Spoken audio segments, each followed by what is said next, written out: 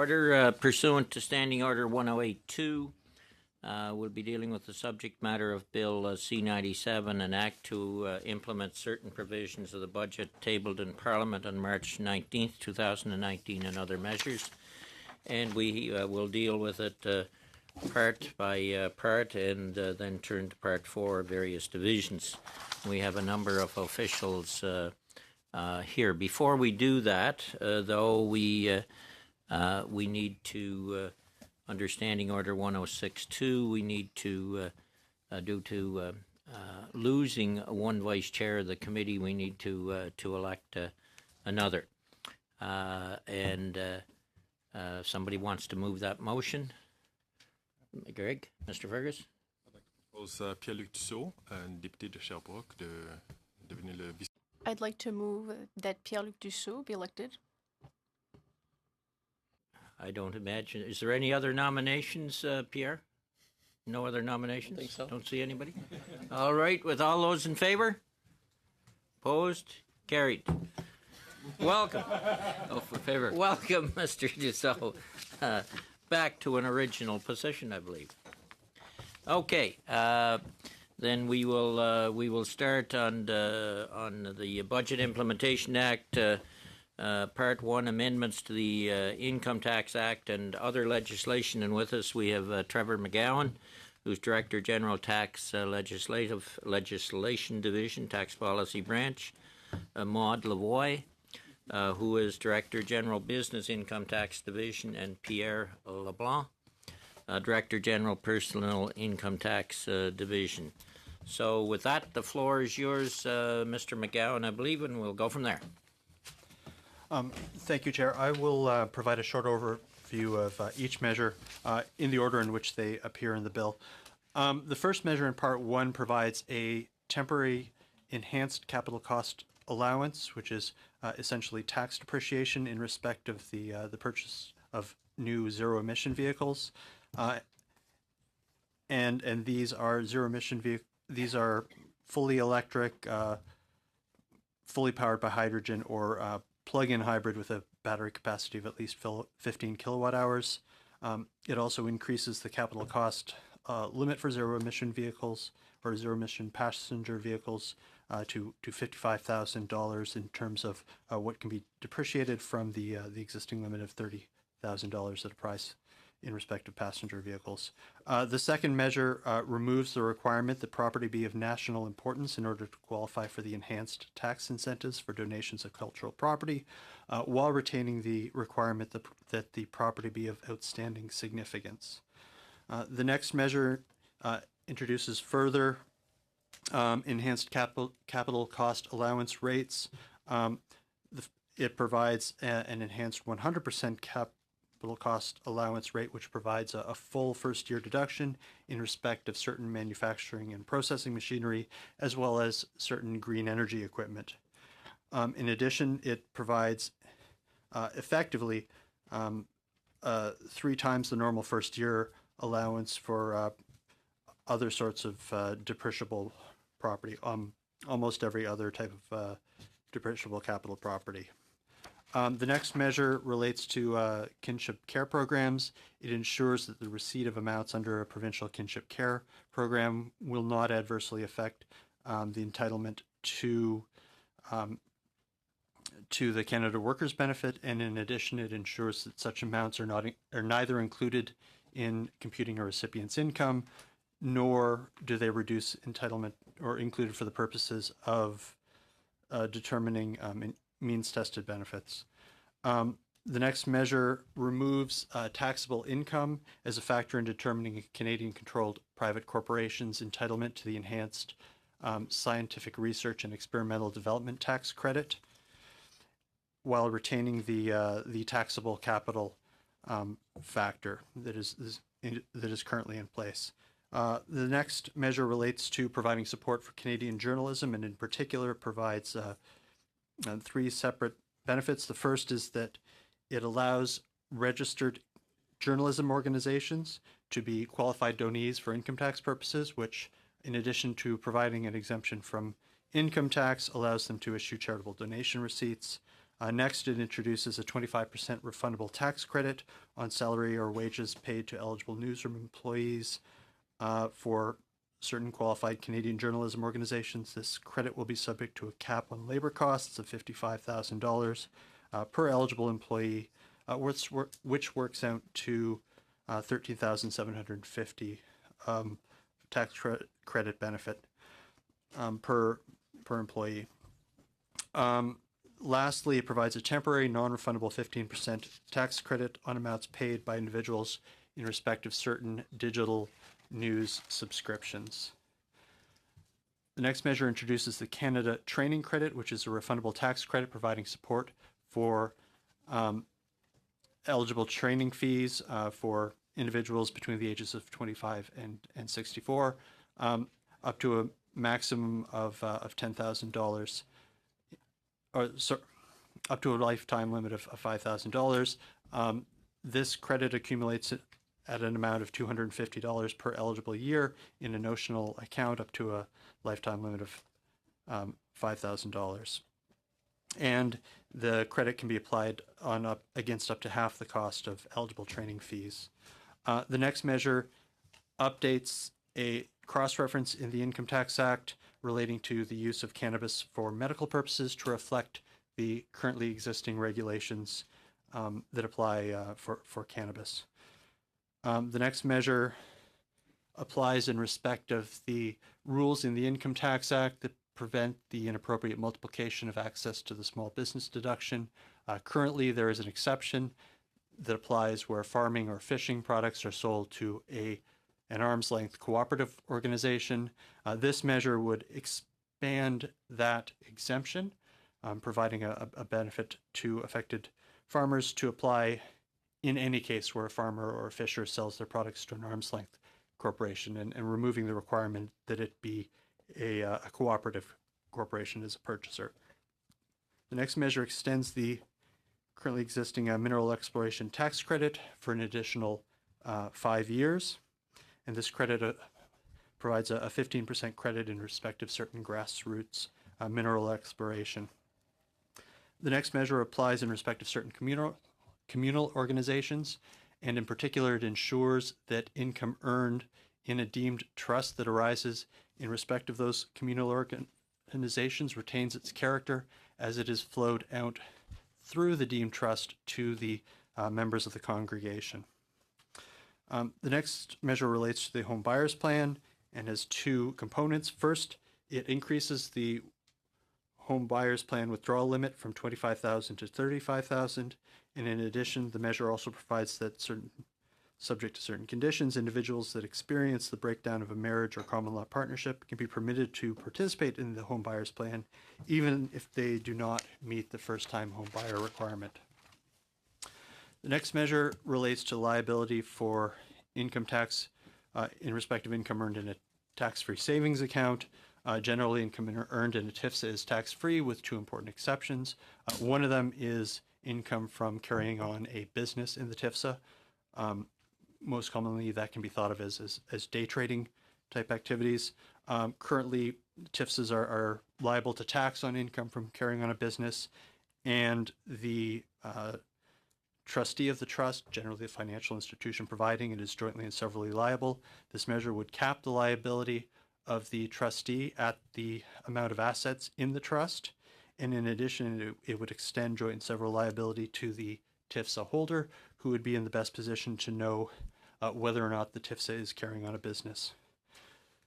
The next measure relates to relief from overpayments of salary or wages, and it is intended to help alleviate cash flow issues where an amount is paid to an employee, an amount is withheld in respect of those salary or wages and remitted to the government.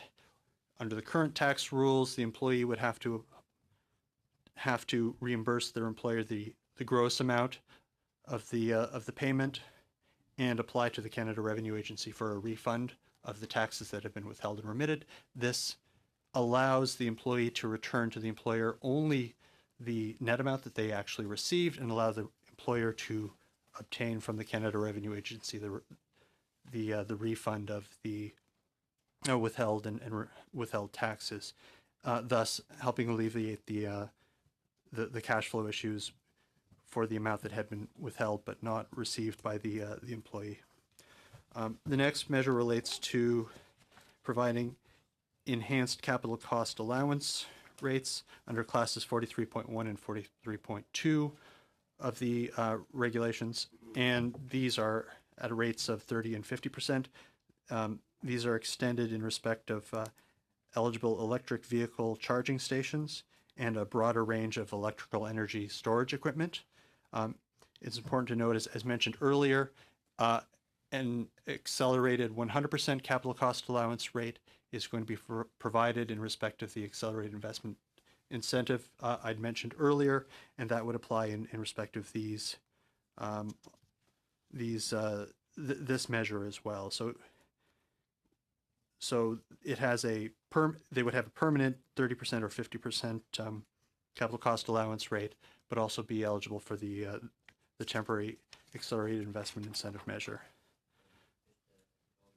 Trevor, I know you got a question, Mr. Sabera, but what we'll do is we'll go through the explanation of them all, and then we'll come back and start with section 1.1.1 and go through them one at a time. So people note their questions going through.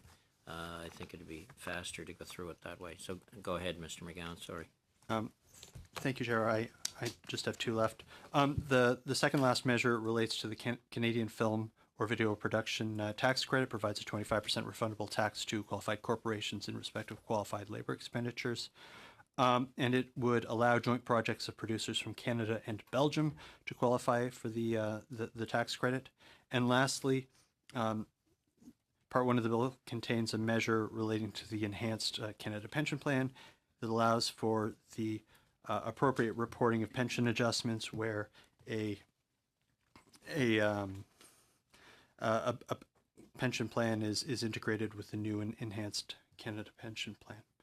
And that's a summary of each of the measures in Part 1 of the bill. Thank you. Okay, then if I could, I think everybody has the paper that was provided by the Library of Parliament, and that explanation. I'll go with those headlines. So thank you, Mr. McGowan, for going through that, and I think a number of people were at the briefing initially on the BIA as well. So we have that information from both. So I'll start with the expansion, section 1.1.1. That'd be the expansion of the first year capital cost allowance rate for zero emission vehicles. Is there any discussion on that, Mr. Dussault? Oui, merci d'être là d'ailleurs pour. Thank you very much for being here, for explaining parts of the legislation. Now, when it comes to 1.1.1,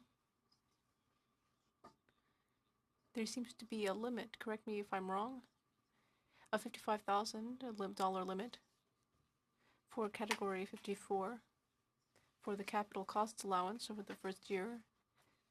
Is that to reflect the announcement that was made by the government at the same time about electric vehicles? For Canadians who buy electric vehicles, is it to reflect that same amount, or is there some other explanation? Well, currently under the Income Tax Act, businesses that buy a passenger vehicle have a $30,000 limit. So, for example, if they bought a $50,000 vehicle, for tax purposes, they could only deduct $30,000. And so the idea here is to reflect the average cost of a Canadian vehicle.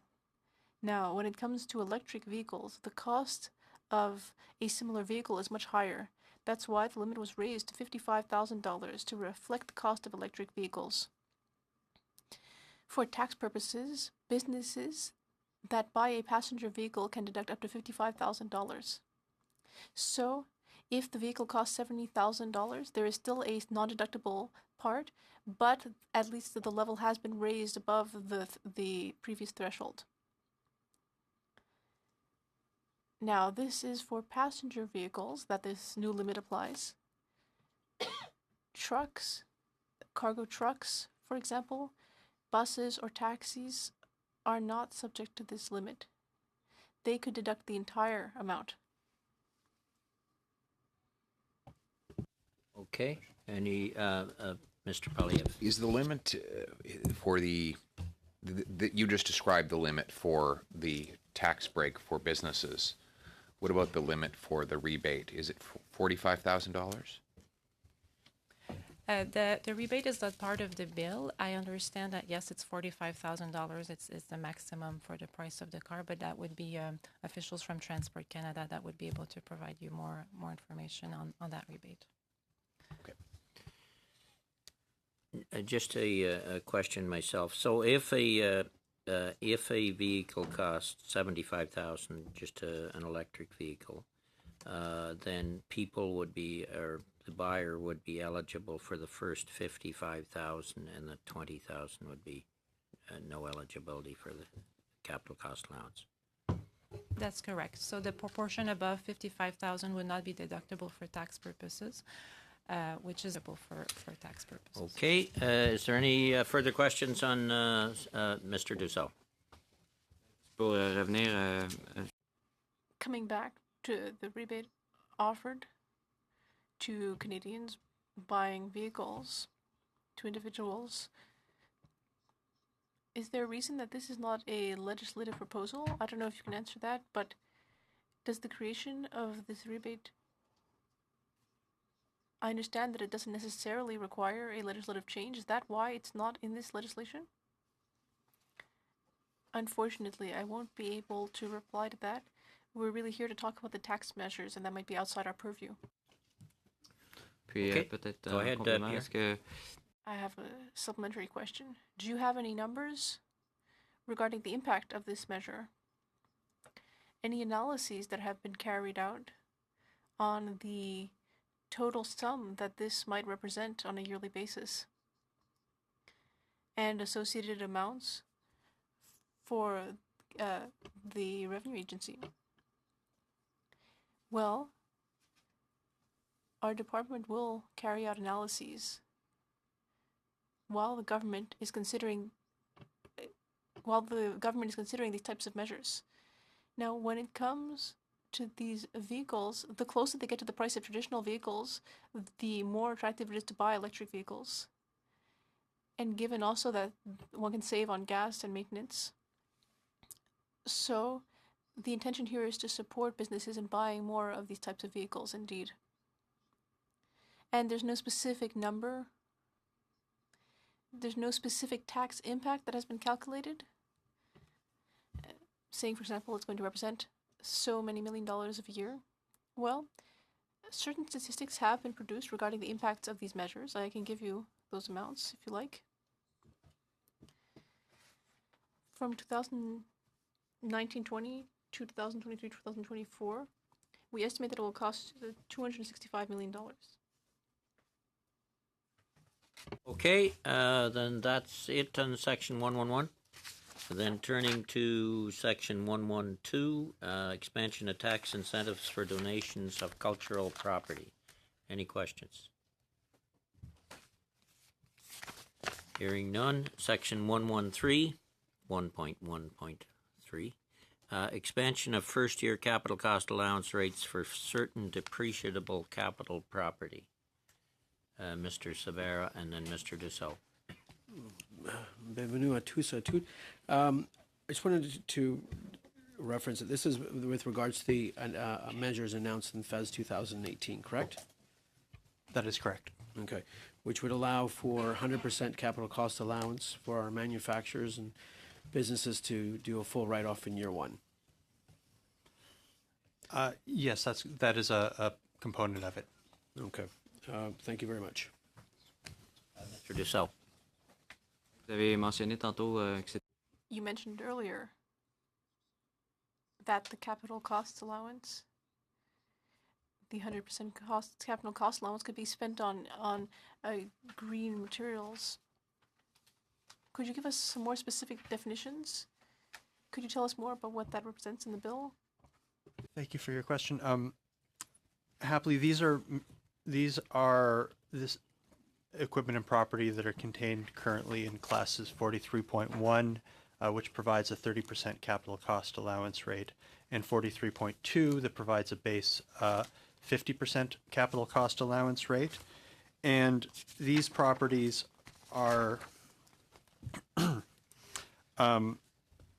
things like wind projects, solar, certain biofuels, high efficiency cogeneration equipment, and properties like that.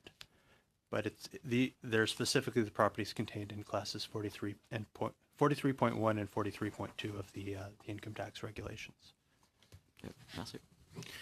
Okay, no further questions. Then section 1.1.4, non-taxability and other treatment of certain social assistance payments. Mr. Fergus. Merci beaucoup, Monsieur McGowan. Thank you very much for being here, Mr. McGowan. And I'd also like to thank you and your colleagues for your remarks. Now, I have a few questions. The first one is, how many people will benefit from the changes that are proposed here in sections 9 and 20? Thank you for your question. We don't know exactly how many people, how many children and parents will benefit from these measures.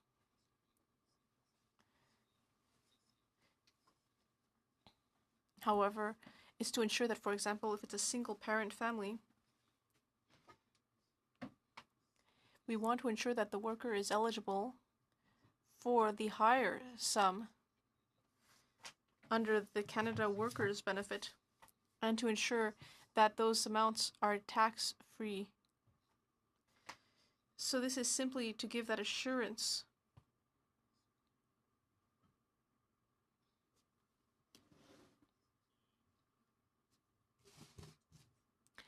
Regarding the retroactive part of all this, how will these people be informed about the fact that they might be eligible retroactively for those benefits? Thank you for that question. In those cases, it's more a matter of ensuring that, well, a lot of these people, a lot of these programs to support parents are quite recent. However, if individuals have already taken advantage of these measures, like the Canada Workers Benefit, well, it's to ensure that legislation is very consistent. There won't be much of a change for these individuals. It's simply to bring the legislation into a consistent reflection of what we want for these individuals.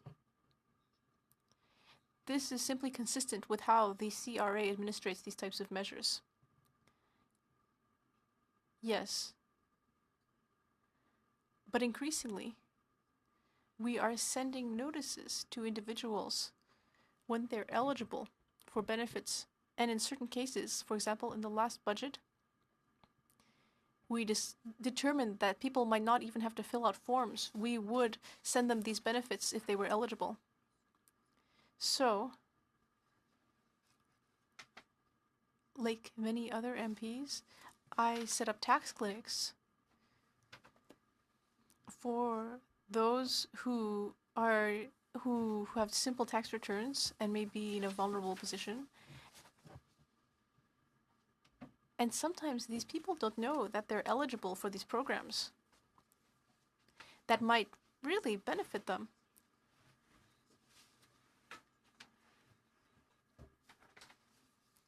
I think that the initiatives of which you speak, well, that it will be part of it to ensure that the most people possible will have access to these benefits and credits, all those that they are eligible for. Any other questions? Okay, turning to we did that.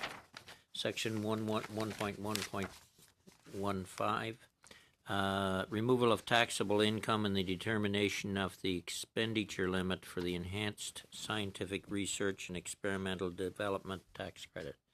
Mr. Sabera. Thank you, Mr. Chair. The SHRED program is a pretty wildly utilized quite a bit. Sorry, tongue-tied there. You're going to say it was a wild thing. Yeah, used quite a bit across Canada.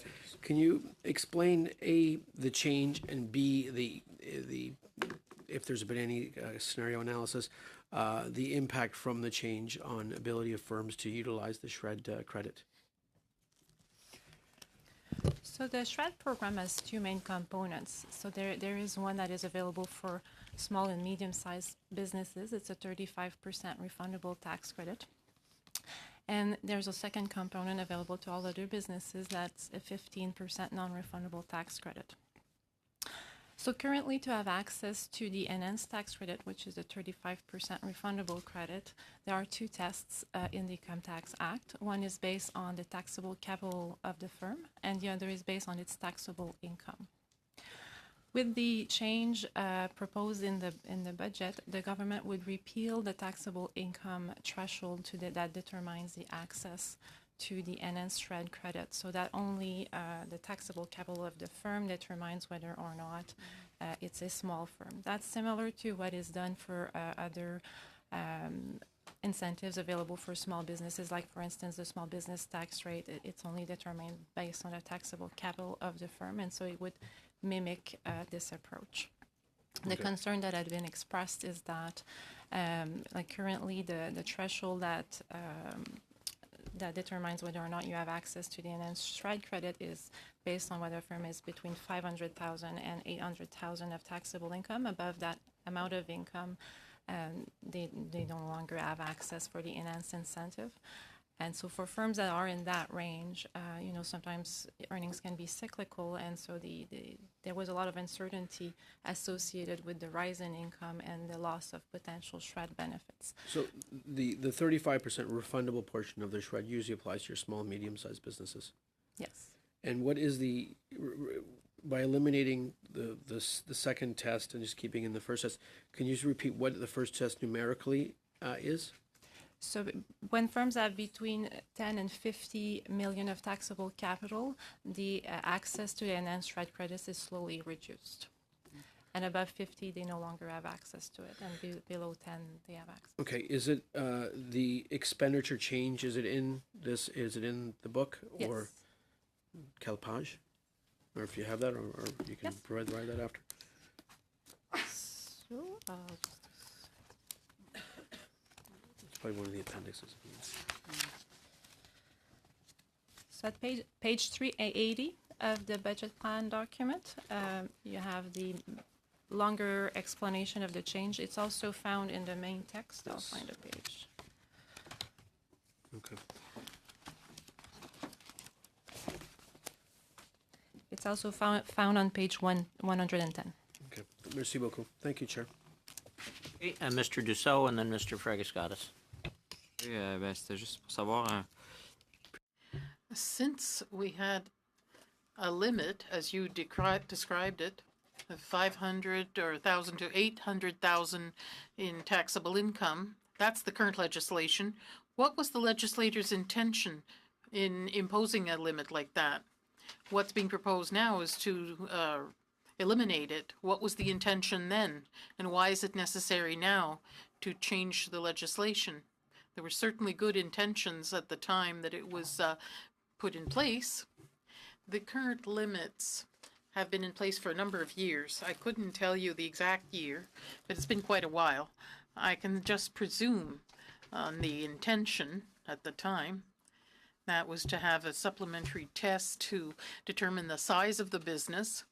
So use the taxable capital and taxable income. And the governments reacted with an announcement, given the feedback of taxpayers. The taxable income test presented certain problems. That's why the government changed it. So the intention at the outset was to provide an advantage to businesses that needed it the most, those that have income that means that they need this kind of tax relief from the government. Well, it was to limit it to small businesses. Yes, that's true.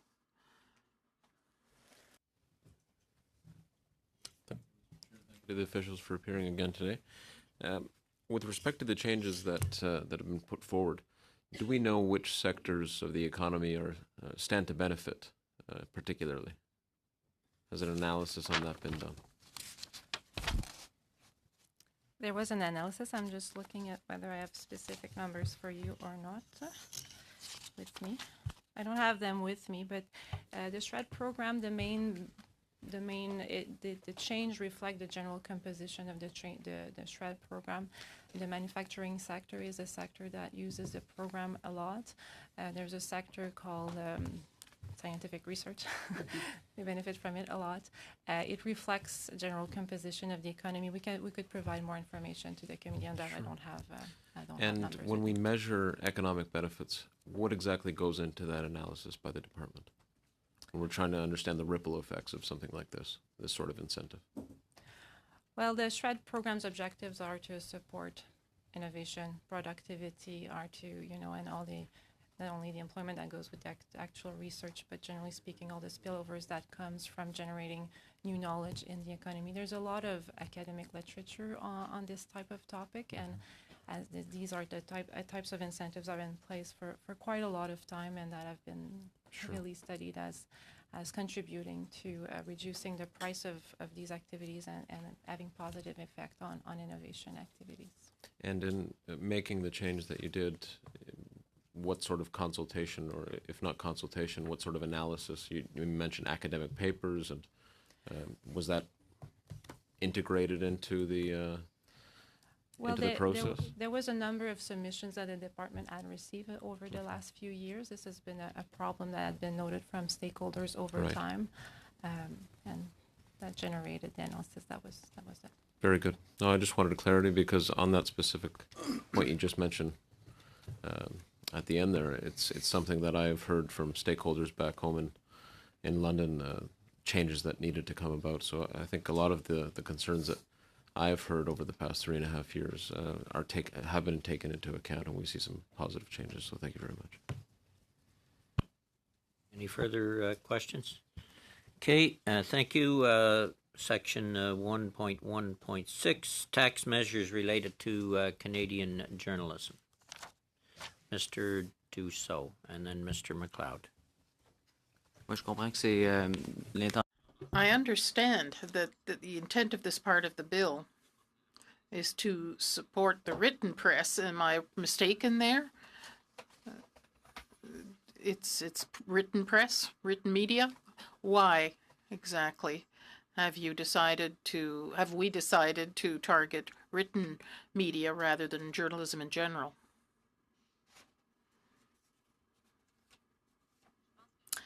I think that what the government indicated was that it wanted to support the written press because that's a sector that's in great difficulty right now.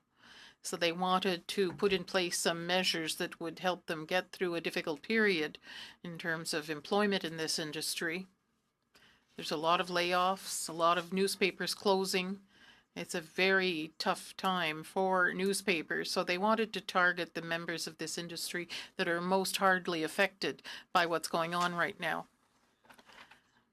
And does the definition allow for TV broadcasters or radio broadcasters who also are involved in written media to obtain that government aid?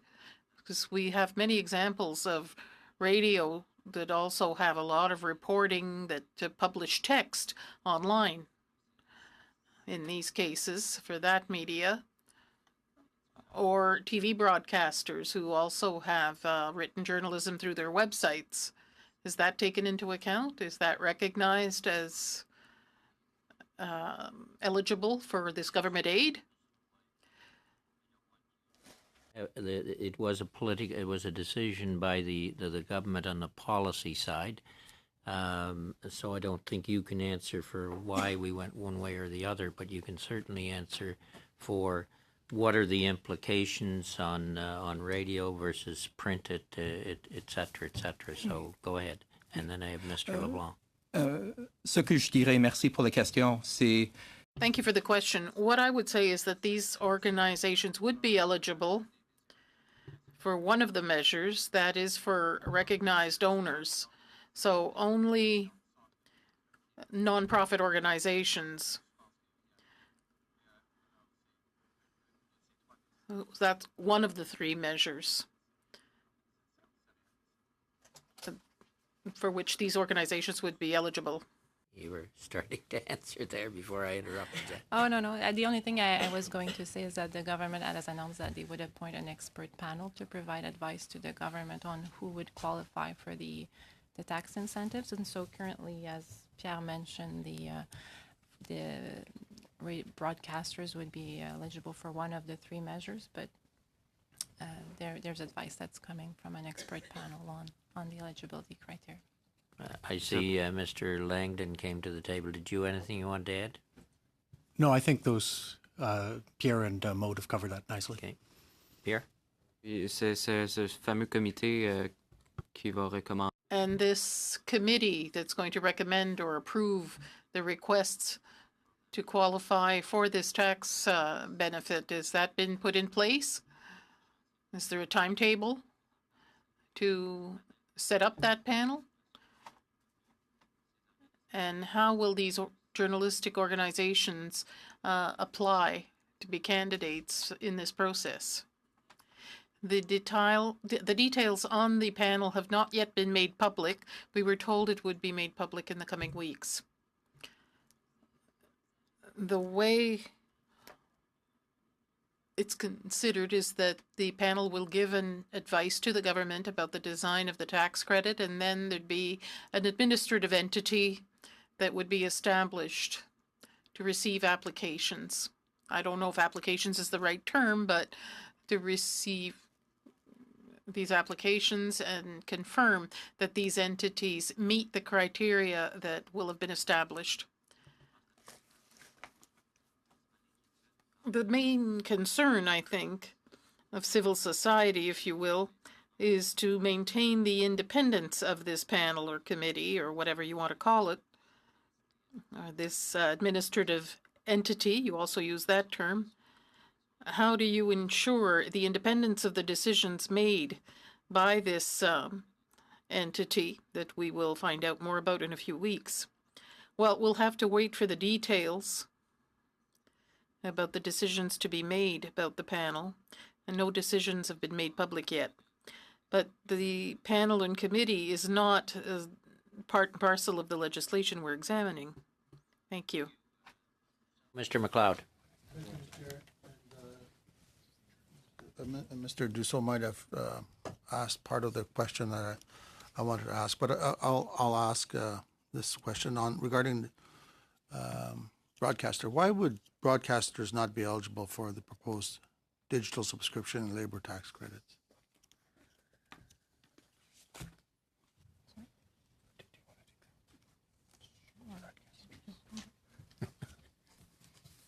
Who's going to go with it?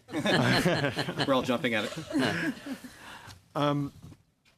Right, as was noted earlier, there are the three measures. There's the qualified donee measure for which broadcasters could qualify, and then the two tax credits for which they would not. As was noted, the measures relate to written journalism. That was a decision that the government has made in terms of balancing priorities, looking at issues like the need for assistance as well as the cost of the measure, and after having weighed all the relevant criteria, the government decided to support written news organizations as being those who would be most benefited, and by those two measures. But again, as has been noted earlier, they would broadcasters could qualify for the qualified donee measure. But maybe just to build on what Trevor said and to emphasize, for the qualified donee measure, they would have to be nonprofit or not-for-profit broadcasting organizations, so which might look pretty different than, say, a for-profit broadcasting organization. So I think that's why the qualified donee measure is being applied a bit differently. Go ahead, Michael. Thank you. So to be eligible for any of the three measures, an organization has to be first designated as a qualified Canadian journalism organization. And it has to be engaged in production of original news content. But it also, I think it's, you want to stay away from any of these organizations focusing on a specific or particular topic. My question is regarding Indigenous programming. We have a lot of media that focuses on Indigenous only. Now, does that rule them out of this program? Does that leave them on the sidelines? So if I can respond to that, and thank you for the question. I think as we first off framed this up, yes, we did want to ensure that the policy did target general news organizations and wasn't supporting overly narrow subject matters. And I don't want to prejudge in any way, shape, or form the work of the independent advisory panel that's to come. So they will look at issues like this. But I would say, in general, an organization that provided news and information aimed at a particular community, that would be sufficient. It would be general enough to qualify. And I would note already with respect to registered charities and to loop in the issue of qualified donee status for journalism organizations, those organizations already qualify. So an organization that focused on First Nation issues and provided news and information, that already qualifies due to a decision of the courts for registration as a charity. Certainly in terms of the proposals that we brought forward, I don't believe that when we were thinking about these things, that an organization directing news and information at a particular community would be excluded from this. Okay, I have on my list Mr. Fragascatis, Ms. Rudd, Mr. Polyev, and Mr. Dussault. So, Mr. Fragascatis. Thank you, Mr. Chair. At first glance, some might feel that this particular measure is unique, but there is ample evidence to suggest that we've looked at other jurisdictions here, correct? Other jurisdictions have implemented similar approaches, have they not? In a sense, thank you for that question. In a sense, we're certainly ahead of the pack, but the jurisdiction which is most advanced would be the United States. So there's been a considerable amount of movement in the United States because their news agencies are suffering from the same problem. The main problem being a crisis of financing, largely related to the collapse of the advertising business model that they had. So we've looked at the issues within the United States. There have been other announcements in other jurisdictions that they're looking at the same issue. So the United Kingdom and Australia is looking at the same issue. So while we're in some senses ahead of the pack, other jurisdictions are looking at this, and we've built from that. Okay. In these other jurisdictions, is there any evidence to suggest that measures to support media in this way, struggling media, somehow compromise a free and independent press? The concerns have been raised, certainly, but what does the evidence suggest? No, the evidence would suggest that news and journalism organizations take steps to jealously guard their independence from government. They do see their role as being a check on government, and so they've, as I said, they've put in place measures, and they do take steps to ensure their independence. Thank you very much. No, Question's been asked. Mr. Polyev. Why is it that the panel is not in the legislation?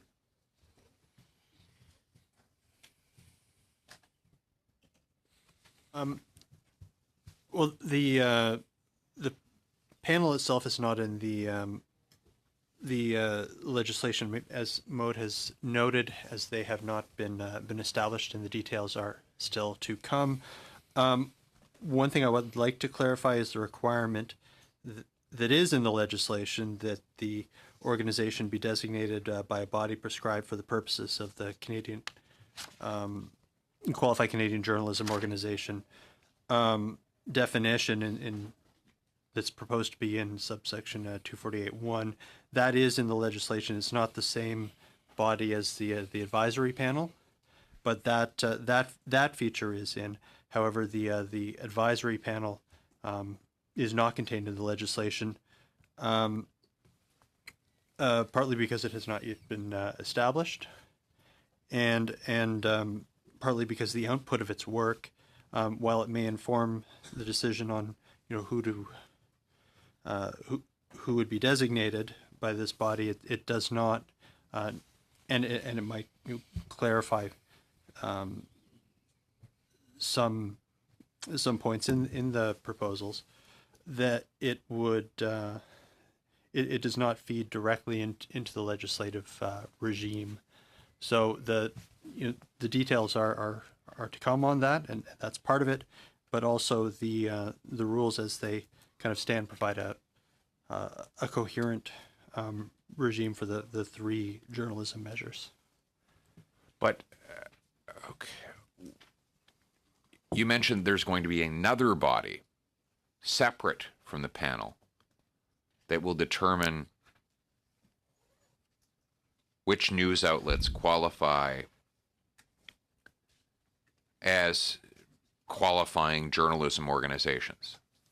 That's correct. And that's in proposed paragraph B of the Qualified Canadian Journalism Organization. It's on. And who will appoint that organization? It's prescribed for the purposes of the definition, so it would be in the regulations. So who will appoint that organization? Well, it would go through the regulatory process. Right, but who would appoint it? Well, I think that would depend upon who the members of the organization are, and that hasn't been determined yet. And who would choose the members of that organization? That's not been determined yet, or not been announced. So, but the law would have to determine, you're asking us to pass legislation here, and that legislation would define who appoints the members of this body. The legislation in the definition of Qualified Canadian Journalism Organization that would be in 248.1 of the Act. So in the legislation contains a requirement that such an organization be designated by a body prescribed for the purposes of the definition. So the prescription would be under the normal regulatory process that accompanies a legislative change like this. So, no, that's not what I'm looking for. You said there will be a body that will determine who will be eligible as a qualifying journalism organization. And I'm asking again, who will appoint that body? The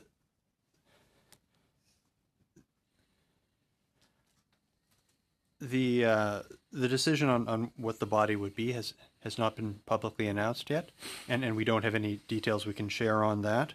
All we can say is that the regulations would set out which body does the designation, or is responsible for designating organizations for the purpose of the definition. I'm sorry, I'm just finding this one a little hard to believe. There's going to be a body that will determine which news outlet qualifies as a journalism organization. You have before us legislation that effectively allows the creation of that body. but you can't tell us who will appoint the body. That's not contained in certainly not in Part 1 of this bill. It's the setting out like a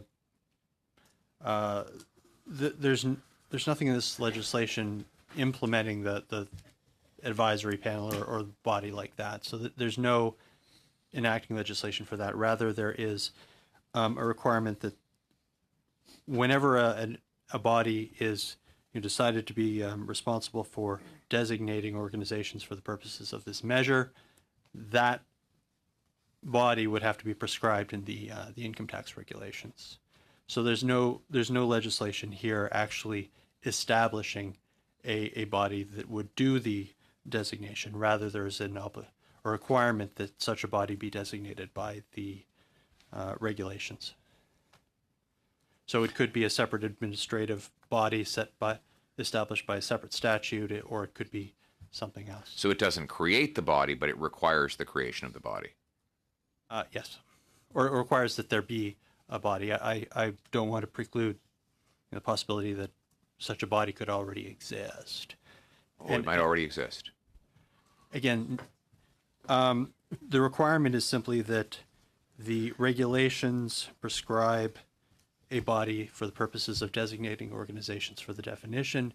It does not touch on what that body might be. But the term body is used throughout the Income Tax Act to refer to a variety of not even just entities, but going from administrative tribunals to government agencies.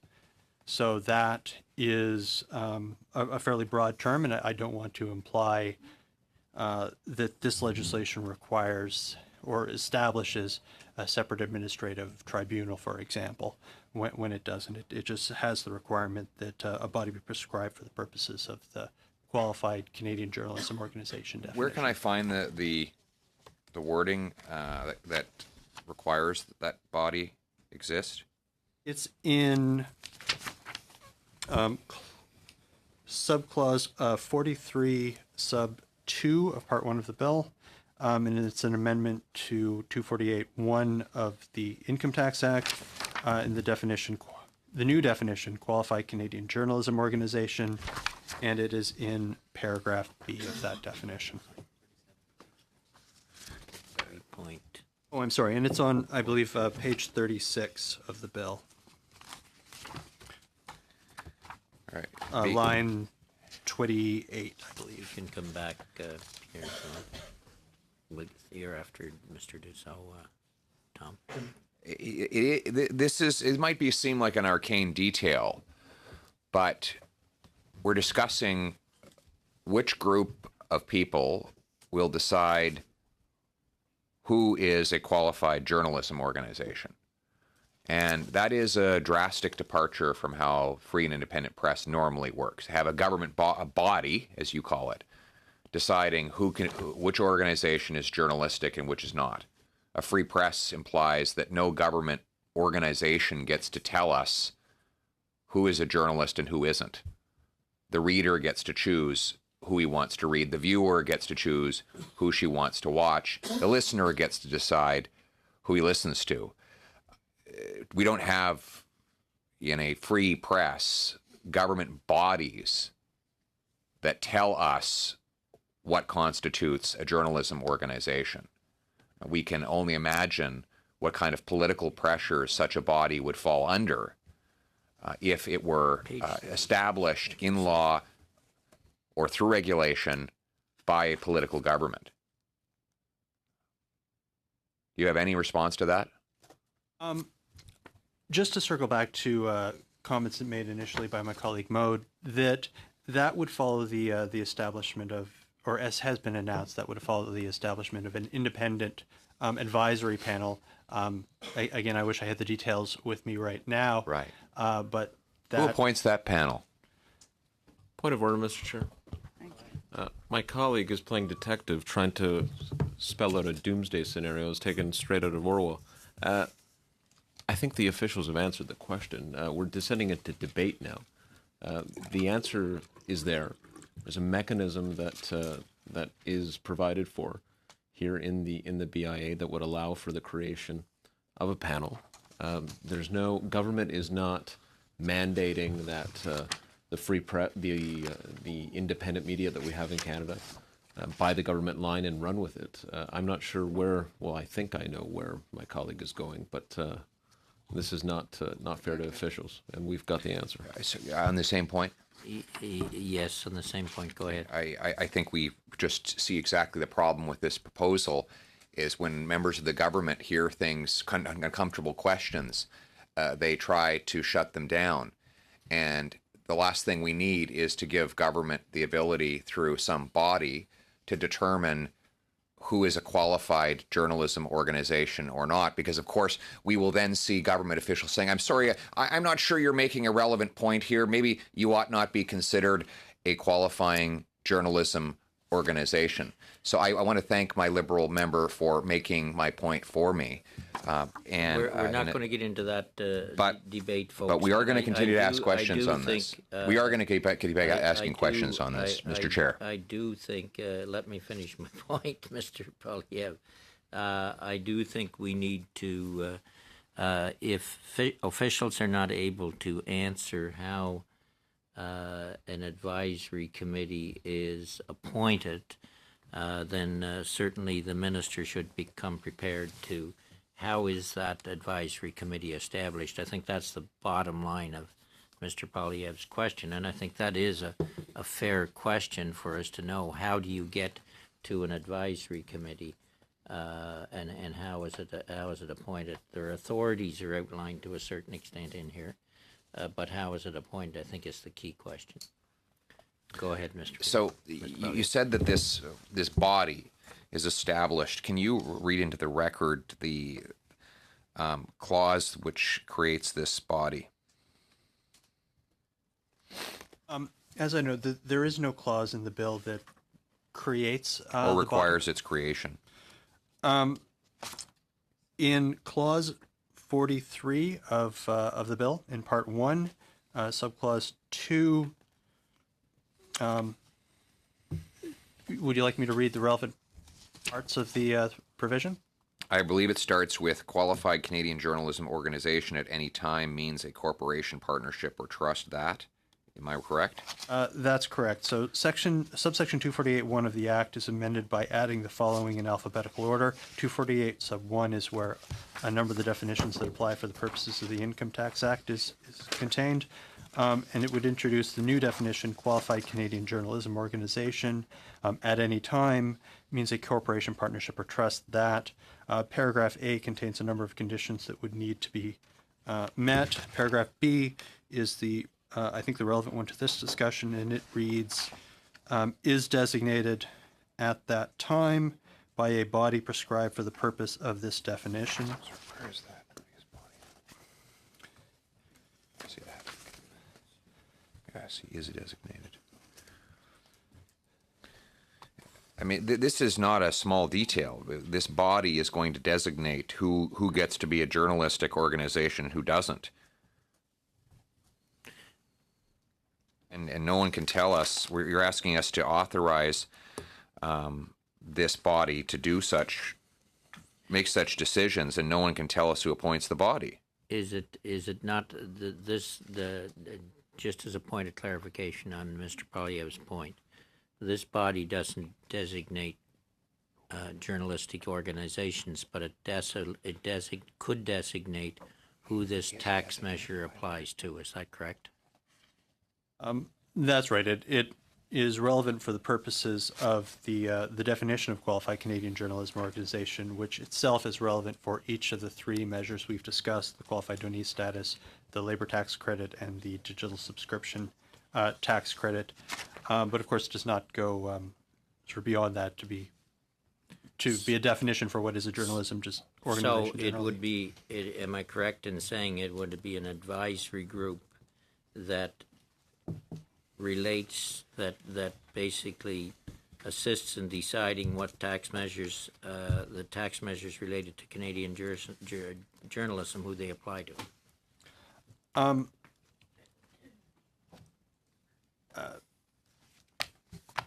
Well, first of all, to reiterate, the details regarding the independent advisory panel haven't been released, and we really can't provide any additional details on that. But beyond what has been put out in the budget and related materials, but the proposal is that an independent advisory panel be established to provide input and guidance related to these measures. And that, again, would be independent, and details are expected to come relating to that. And then based upon the output of the work of the independent advisory panel, then the government could prescribe a body, which is a fairly general term, that would be tasked with designating which organizations meet the conditions to qualify as a qualified Canadian journalism organization. And it's anticipated that that would take into account the advice provided by the independent advisory panel. And so it would be impossible to set out all the conditions and relating to the establishment of the body and what conditions they would look at without, in effect, prejudging the output of the independent advisory panel. So it is a question then certainly for the minister in terms of how we're going to get to there. I think that's fair. Well, there is this body that we've now learned about. We already knew about the panel. We've not been able, we never knew how, we still don't know how the panel will be selected. You can't tell us that either. No, I cannot. Okay, so we don't know how the panel's going to write the rules that you have to follow if you want the government to say that you're a qualifying journalism organization. And then separate from that, there's this new body that will actually say, you are a qualified journalism organization and you are not. And you can't tell us how that body will be appointed either. I can't tell you how it would be established because the body itself is not, there's been no announcement as to what the body itself would be beyond, again, pointing to the fact that it would be prescribed by regulation. And who would approve those regulations? It would go through the normal regulatory process. So who would approve those council. regulations? Executive Council. Well, they go through cabinet. Cabinet. So cabinet's going to make the regulations. Well, it goes through the normal regulatory process unless it ends up in a future bill. I'm, of course, aware that there are amendments to regulations in this bill, so I don't want to say that all regulations have to go through that process, but that would be the normal process. Yeah. So it would go to, so cabinet's going to decide the rules for this body. Is there anything in the bill that would prevent cabinet from appointing members of the body? There's nothing in certainly in part one of the bill with which I'm familiar, but there's nothing in here saying what what's going to constitute the advisory panel or anything like that. No, I'm asking about the body. So you, in the bill, there's a body that will determine what is. In the bill, there's a section that determines which news outlets are considered qualifying news organizations. Is there anything in the bill that prevents the cabinet from appointing that body? There's nothing beyond the requirement that the body be prescribed. That's the only requirement in that is the sole requirement in the bill. Be prescribed. You used passive language there. Who would prescribe the body? Well, it would be contained in the income tax regulations. And who would prescribe the body? I mean, that just goes through the normal governor and council process for making regulations. Who? But I think. I know, Wayne. I know this is getting uncomfortable. But no, Mr. Polyev, I'm calling you to order.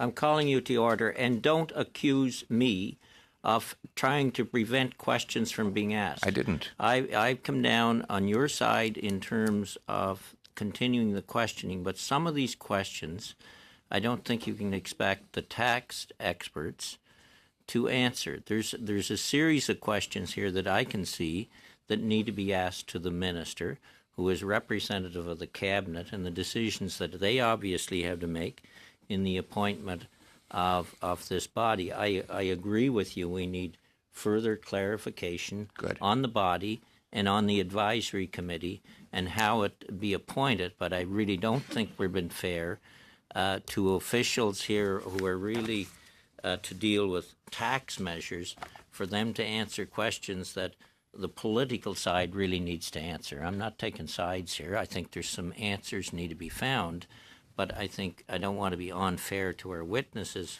who are here to deal with basically the tax measures. Right, and I'm going to keep my questions on the tax measures. So with respect to the tax measures here, I'm referring to the measure right in the bill, and it is subsection 2B.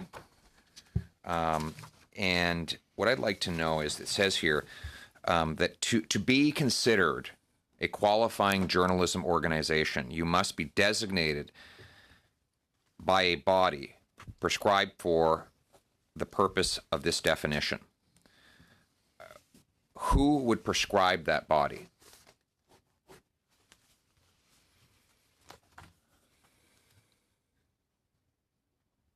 I'm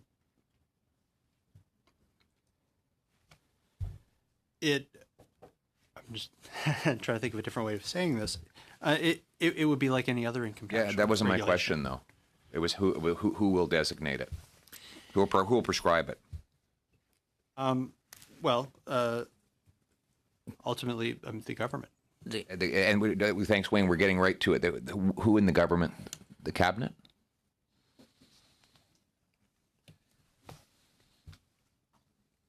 Would it not have to be the Either governor the and parliament council? or the cabinet, depending on the Or the process. cabinet. So there we have it. It So could be now the we parliament know as well. how this is going to work. So the cabinet is going to set up a body that will decide who is a qualifying journalism organization.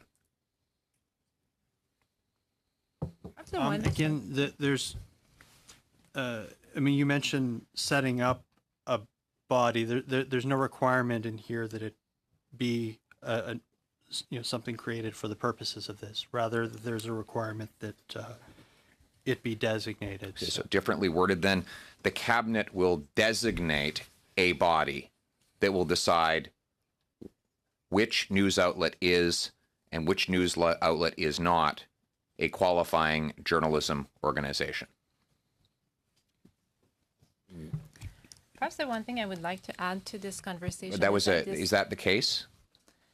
They will look at the definition that will be in the act, so in legislation, and look at a specific application from an organization and make sure that they meet the requirements that are set out in an act, right? But they would not have, the parliament would have decided on the criteria and on the definition of what is a qualifying organization.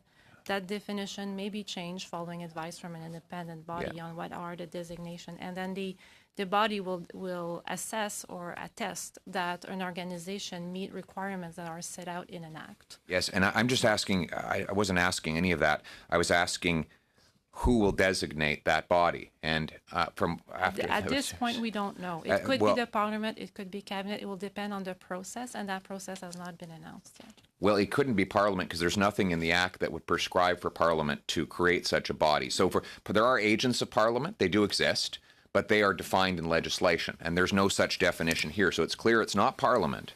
But sometimes regulations are approved, like some are approved now through the BIA process, so it will depend ultimately on the... So when is this going to be set up then? When will this credit begin to be available? The labor tax credit is available as of the beginning of 2019, essentially, and the other two are available, again, to simplify somewhat, but as of the start of 2020. So and the idea being that, of course, as we've discussed, the advisory panel has not been constituted, nor has the body been designated, and so the idea is that designation could be retroactive to the start of the relevant time period. So the labor tax credit component of this, that would only be available to qualifying journalism organizations, right? Right. That's correct. Okay, so the tax credit is effectively already in place for qualifying journalism organizations. That's what the bill provides. Yes, according to the bill. So that when would organizations that qualify have to file to receive the tax credit? For the 2019 year. The credit applies in respect of salary or wages paid in respect of work done as of Jan 2019. Right. The filing deadline would depend upon, for corporations or for any taxpayer, their year end. Yeah. Which would be when for most organizations? Well, for corporations, it could be any time. I mean, they can pick their taxation year lines up with their fiscal year, and they can pick off-calendar fiscal years. For trusts, it's but it could be, but they could have to apply for it within, another 12 months. The filing deadline for corporations is generally 6 months after the end of their taxation year. Right. And so, if you had, sorry, right, most have as my colleague Mo pointed out, most have a December year end, but many do not. And I guess conceptually, if you had one at the end of with a taxation year end at the end of January with 1 month's worth of qualifying expenditures, then the filing deadline for that would be 6 months after that. Okay. But for these organizations, they could be making financial decisions like right now based on their assumption that they are qualifying news organizations. Could they not? Of course, entities are free to make decisions based upon their own analysis or of whether or not they think they're going to be a qualified Canadian journalism organization, based upon the criteria set out and so on. Although, as I said, or as has been noted, there is still information to be released in respect to the advisory panel and so on. And so, while yes, of course, businesses can make decisions on investments or so on, and are of course free to do so, that there's still information relating to the advisory panel that is to be announced. Just to Mr. Pralyev, witnesses, just to try and be helpful here. Do I take it that on the body, the advisory body and the panel, prior to any implementation of such, that there would have to be a public announcement by the government of some kind? Is that correct? Yes. So there's further information to come as it relates to the advice on these tax measures here for journalism, but it would be done in a public way in terms of how that advisory committee and panel would be structured. So that, am I right in that? So I mean, yes. I believe you're certainly in a difficult position. You may even know what's happening, which we don't. And I don't think it's, I can understand why you can't answer a question directly, because the government hasn't made a decision in terms of how this is going to be done as yet. That's correct. Is that being fair? So could we, maybe, I don't want to get hung up on this, but could we hold some of those questions for the minister? We will also ask him about this. Could the cabinet designate itself the body?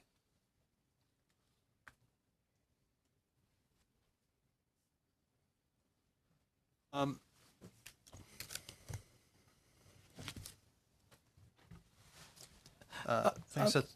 Go ahead. I was just going to, I'm not sure what's possible in principle, but I mean, the budget statement is clear that the government intends to set up an independent administrative body, so it wouldn't seem consistent with that. No, it's not clear about that. It's there are two different organizations. There's the panel, yeah, and then there's the body.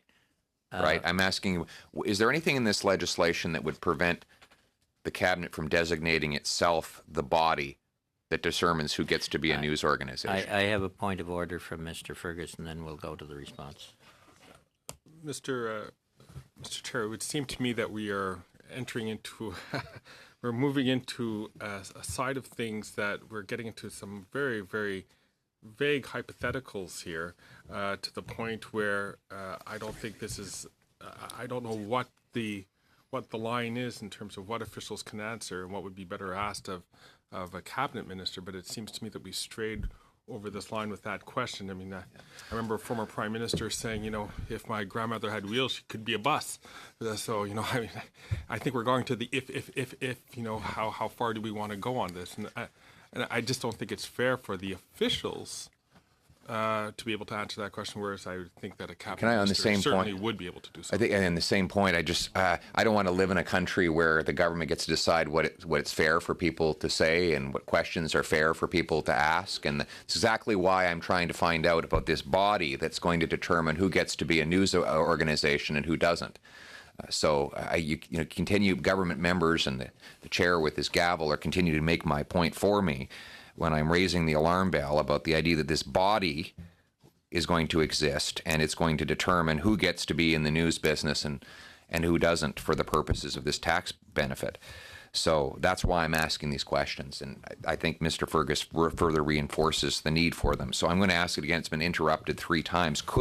Based on the legislation here as it's written, is there anything that would prevent the cabinet from designating itself the body prescribed to determine who is and who isn't a qualifying journalism organization? Mr. Langdon, I think, wants in, and then I had somebody else's hand up over here. Mr. Langdon.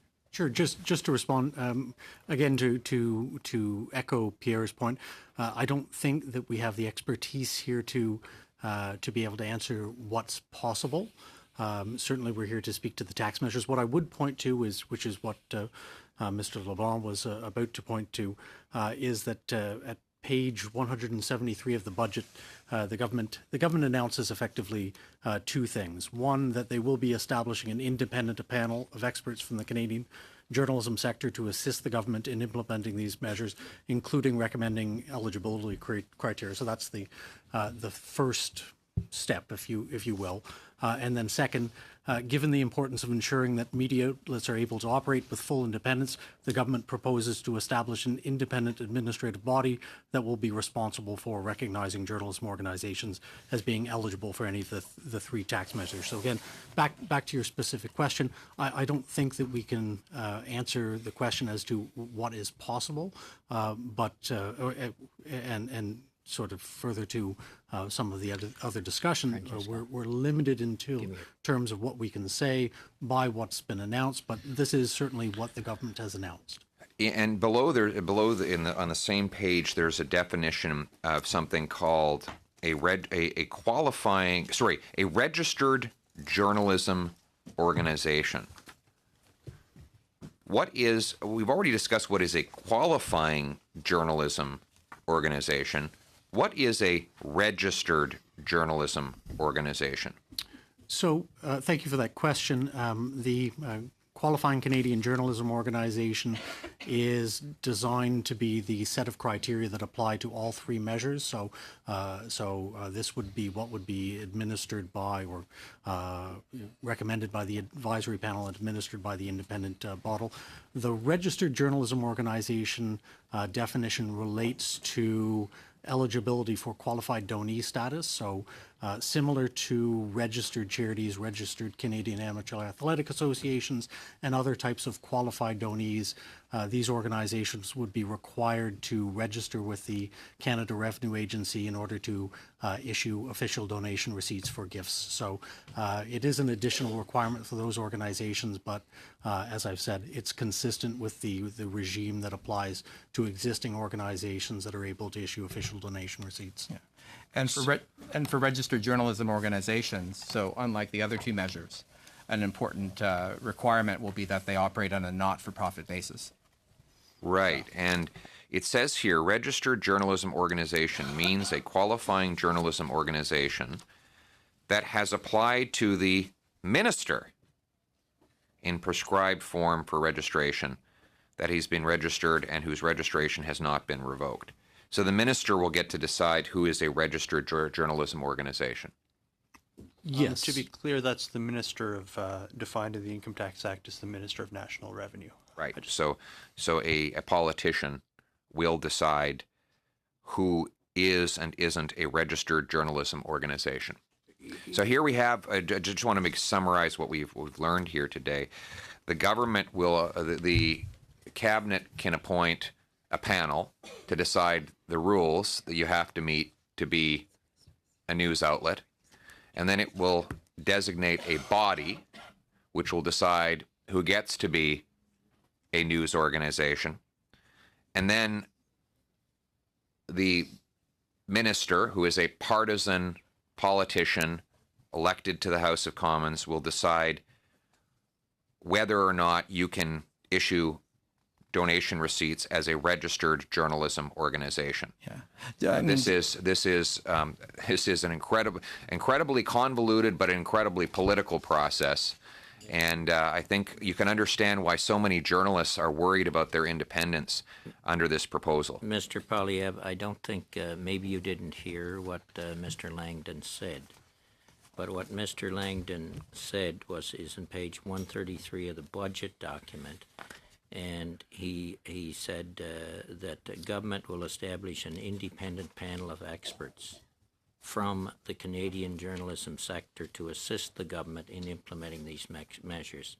Secondly, he said, the government proposes to establish an independent administrative body that will be responsible for recognizing journalism organizations as being eligible for any of the three measures. Which is exactly what I just said. No. Precisely what I just they're said. saying independent body. And you've been a cabinet minister. You know how government works. Eventually, executive council is always responsible for all the things that are done, and I think you're right. Stretching the line. No, but actually, Wayne, the irony is, Mr. Chair, with respect, is what you just said confirms everything I just uttered. You're right. The cabinet is going to be responsible for determining, which is what you just said. The cabinet is going to be responsible for determining who is and who is not a qualifying journalism organization, and a minister will be responsible for determining who will be a registered journalism organization. So you have confirmed exactly my worst suspicions, that this is a political process designed by the government to determine which journalistic outlets can get this benefit and which cannot. Are you, I try to chair independently, but I disagree entirely with you. Mr. Langdon, you wanted something else? I might just add on the last point, it's the Minister of National Revenue who administers the entire income tax system. So I don't think she is going to be assessing all of the tax returns that are, for most of us, due tomorrow. I mean, it's the Canada Revenue Agency that administers the tax system. It's the Canada Revenue Agency that registers charities. It's the Canada Revenue Agency that registers Canadian Amateur Athletic Associations. And it's the Canada Revenue Agency that, under the proposal, would register journalism organizations, making sure they check the boxes to make sure the measure is properly targeted. Are they nonprofit? Sort of, do they keep proper books and records, and so on? It's that sort of thing that the measure has in mind. Okay, can we move on to Mr. Dussault? And then we get you on the list here yet, Mr. Commish, on this point. We'll move to Mr. Dussault and back to Mr. Commish. Oui, bien, rapidement, je pense que... Very quickly, what we're seeing right now is perhaps the symptom of a piece of legislation that might be a little too vague. it leaves the door open to a body that could be appointed, but because the article is so vague, because the section is so vague, we don't know who or what. The only thing that we do know is the line on the page you referenced, which is said that it would be independent. But it didn't say whether it was going to be clearly established in legislation or not. So I think this is a symptom of how vague it is. There's still a lot to be determined, and will have to be seen later. Perhaps this legislation was a bit precipitate and wasn't ultimately clear enough. In fact, perhaps things were done backwards. Perhaps the panel should have been established first, and then name it in the bill. And then it could have been named in the legislation. So in my opinion, the cart came before the horse. It's not our witness's fault at all, but I think things were done in the wrong order. And ultimately, the process followed here didn't satisfy all the members of the committee, clearly. So my question is about the credit for employees. Are we talking about 55,000 total for the salary of the eligible employees? How was that number set? Could we hear a little more about the nature of that $55,000? Were consultations carried out? Perhaps was the idea that this is the average salary in a journalistic organization? Yes, consultations were done with industry. The average salary of a journalist, according to Statistics Canada, is about $45,000. So 55,000 is a bit above the average salary of a Canadian journalist. And the credit is not just for journalists, it's for any employee who works in the newsroom. So this is an amount that covers a good amount of journalists' salaries, with a cap to contain the total cost of the credit. Is the $55,000 for employees who make less than $55,000? Or is it a maximum of $50,000 per employee? So is it only for people who make less, or is it also for people who make more? Yes, it's for every employee, whether they make less or more than $55,000. The first $55,000 of their salary is eligible. Okay, thank you, Mr. Commission, then Mr. Fergus. So the way I understand is there's three different measures. I want to just focus in on the eligible newsroom employee and how the way I read the definition here. A person who owns and operates their own, say, like a weekly in a rural community, like a small paper, say in Okotoks or in Brooks or something like that, they would not be eligible for this. Actually, any of these measures, very likely. Like, say, the weeklies are like the bread and butter in smaller communities. The way I read many of the provisions in here, none of this applies to any of them. Am I reading that correctly? A lot of them are owner-operated. So owners would be excluded out of all of this here, the way I read it. Thank you for that question. What I would say is that in developing these measures, we did look to set in place some criteria that would help us distinguish between a journalism organization and just an individual who might be, for example, writing a blog. And so that's why, in terms of the definition of qualified Canadian journalism organization, we did set out the requirement that the organization employ more than or employ at least two journalists that are different than the owner. We, I think, had felt that we had set the VAR sufficiently low to capture most community news organizations, and that is certainly one of the intentions of this measure, is to not just extend this to large daily publications, but as well to weekly news organizations. That said, I think we're looking, we're certainly looking to get the advice of the Independent Advisory Council as to whether or not what we've set out there is appropriate, or whether it should be changed. But that's not quite how I read this. It says like a minimum of 26 hours. Individuals employed. Sometimes that individual is not employed, they're an owner, and they're also an operator. They may hire a few freelancers. So those freelancers would then meet the requirements of this.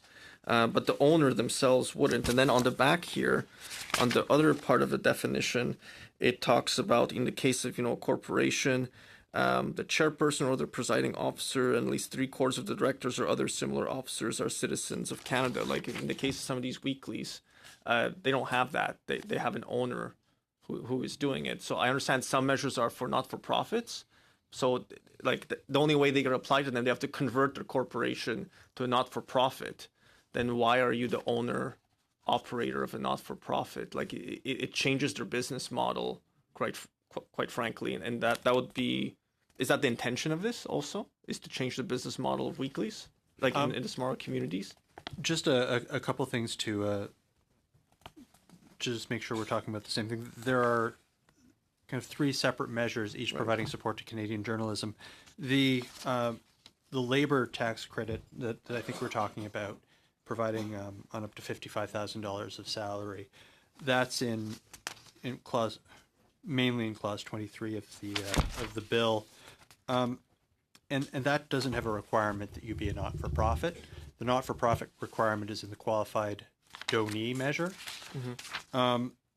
So that's one thing. In addition, the general rule requires, as my colleague noted, that there be at least 2 kind of arm's length employees.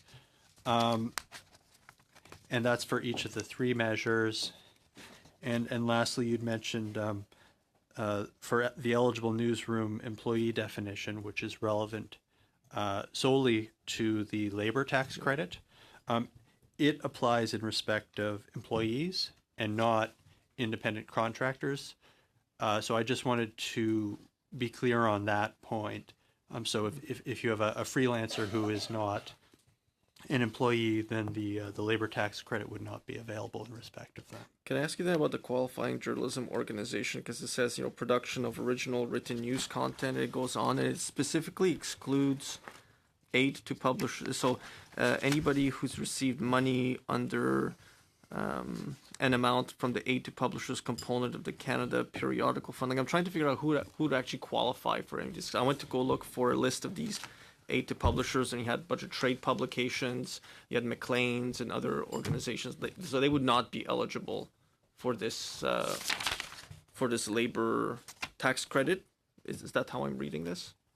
It's in the same section here.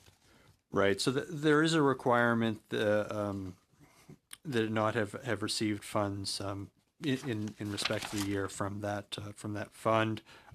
Generally, just hopefully this is helpful. In terms of the organization of the rules, the Qualified Canadian Journalism Organization definition is to be found in subsection 248(1) of the Act, and it provides the general definition of what is a Qualified Canadian Journalism Organization that is relevant to each of the 3 measures: the qualified donee measure, the labor tax credit, and the digital news subscription credit. But then each of the measures has their own set of restrictions that can apply. For example, for the qualified donee measure, there's you have to be a not-for-profit restriction, and this labor tax credit contains a number of other restrictions, including the one relating to the Canada Periodical Fund. So again, I think my colleague Maud can provide more details on that, but I just wanted to point out that it's the receipt in the taxation year of amounts from the Canada Periodical Fund. It's not going to disqualify an organization if they received an amount in a previous tax year or historically. They're not, to say, tainted forever. It's a receipt in the year from the fund. I don't know if you had more comments. You okay? Yes, no, I think Okay. Mr. Commish. So just on the back end, under Qualified Canadian Journalism Organization, because it's 3 definitions, so it says it is primarily engaged in the production of original news content And it says must be primarily focused on matters of general interest and reports of current events, including coverage of democratic institutions and processes, and then not be primarily focused on particular topics such as industry-specific news, sports, recreation, arts, lifestyle, or entertainment.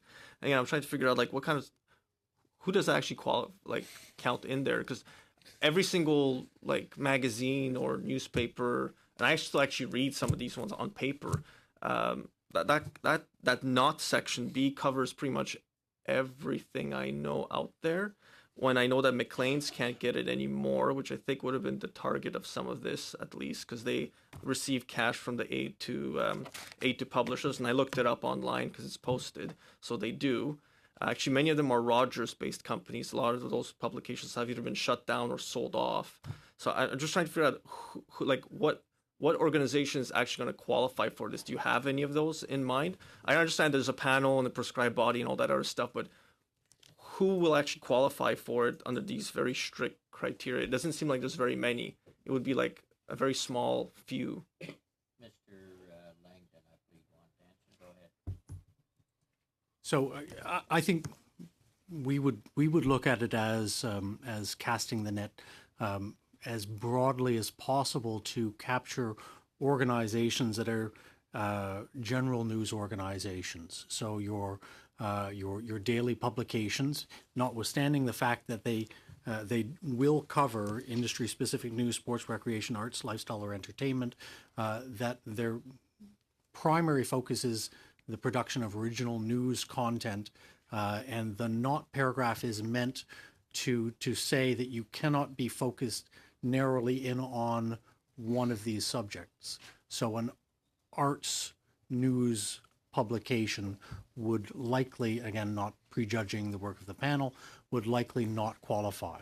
So again, as I mentioned earlier, our focus in designing these measures was to cover or to target news organizations. So again, your daily news organizations, your community news organizations, and try to ensure that they would be eligible for these measures, while at the same time trying to place limits on every individual or every publication, be it a trade publication or otherwise, being able to take advantage of the tax assistance.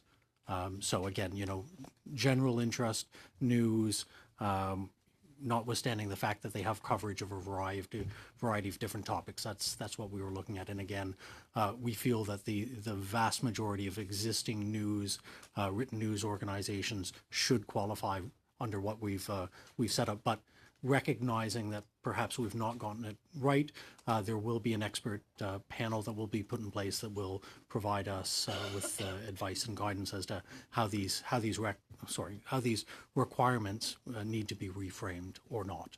So the panel would be the one deciding what primarily means. Like if you're too focused on, say, sports in your publication, then they would say, no, you can't do that. Or, industry-specific news, sports, recreation, arts, lifestyle, or entertainment. That's really broad. I mean, that's incredibly broad. Mm-hmm. It basically leaves the panel the ability to just decide, you have 5 out of 20 pages in your publication, that's too much on sport or that's too much on lifestyle. And when you see the aid to publishers list, you have publications like Actualité, Chatelaine, and others. So those are already excluded from there. I'm just trying to understand, who, you said you cast a broad net, but it's the opposite of what I'm reading here. To me, it seems like a very small net, a very small select group of people, organizations would be eligible under this criteria, because primarily that's a pretty broad definition. And then original news content, which means you're not relying on a wire to feed stories into it. Would it be possible, and under this legislation and the framework that's being provided for here, for a currently Canadian-based online news service like, say, Post Millennial, that has original content being produced on a web format, to then just reproduce exactly the same material into a print format and then be eligible for the tax credit, the registration, the subsidizing of the employees' salaries? Just to clarify, and not being overly familiar with the post-millennial. One thing I would pick up is that at least in terms of the Qualified Canadian Journalism Organization definition, I think it carries through all measures. It doesn't actually have to be a physical print copy, right? So it is focusing in on written news content. So an organization that is perhaps entirely web-based, and feel free to correct me if I'm wrong, but is producing written articles, original news content, that type of organization would qualify. I have gone to that publication a couple times. I couldn't speak to in general whether or not it would qualify, but again, if it's an organization that is primarily focused on production of news, and it includes some articles on arts, lifestyle, entertainment, et cetera, so it covers the spectrum, or an organization that only focused on news and coverage of democratic institutions, these are the ones that we're seeking to include within these measures as opposed to exclude. Again, our focus in drafting up the not paragraph is to not include specialty publications. So something that is too focused on a particular narrowly defined subject, such as arts, an entertainment news publication. This is not what we're looking to support through these measures.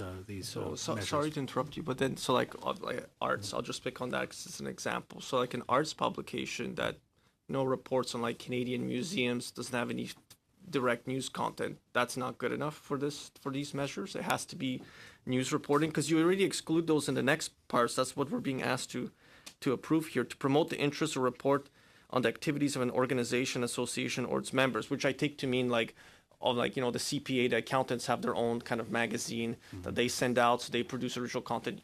This means to exclude those types of publication, which are advocacy pieces on behalf of professional associations, would be excluded.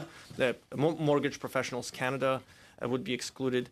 But why would you exclude something like, a publication that focuses on like Canadian arts from this? Like, I'm just trying to understand the purpose of this. Like, isn't that, what if I cover arts news and that's the only thing I'm covering, or I'm covering, because this seems to say only current events, coverage of democratic institutions, like covering politics and politicians?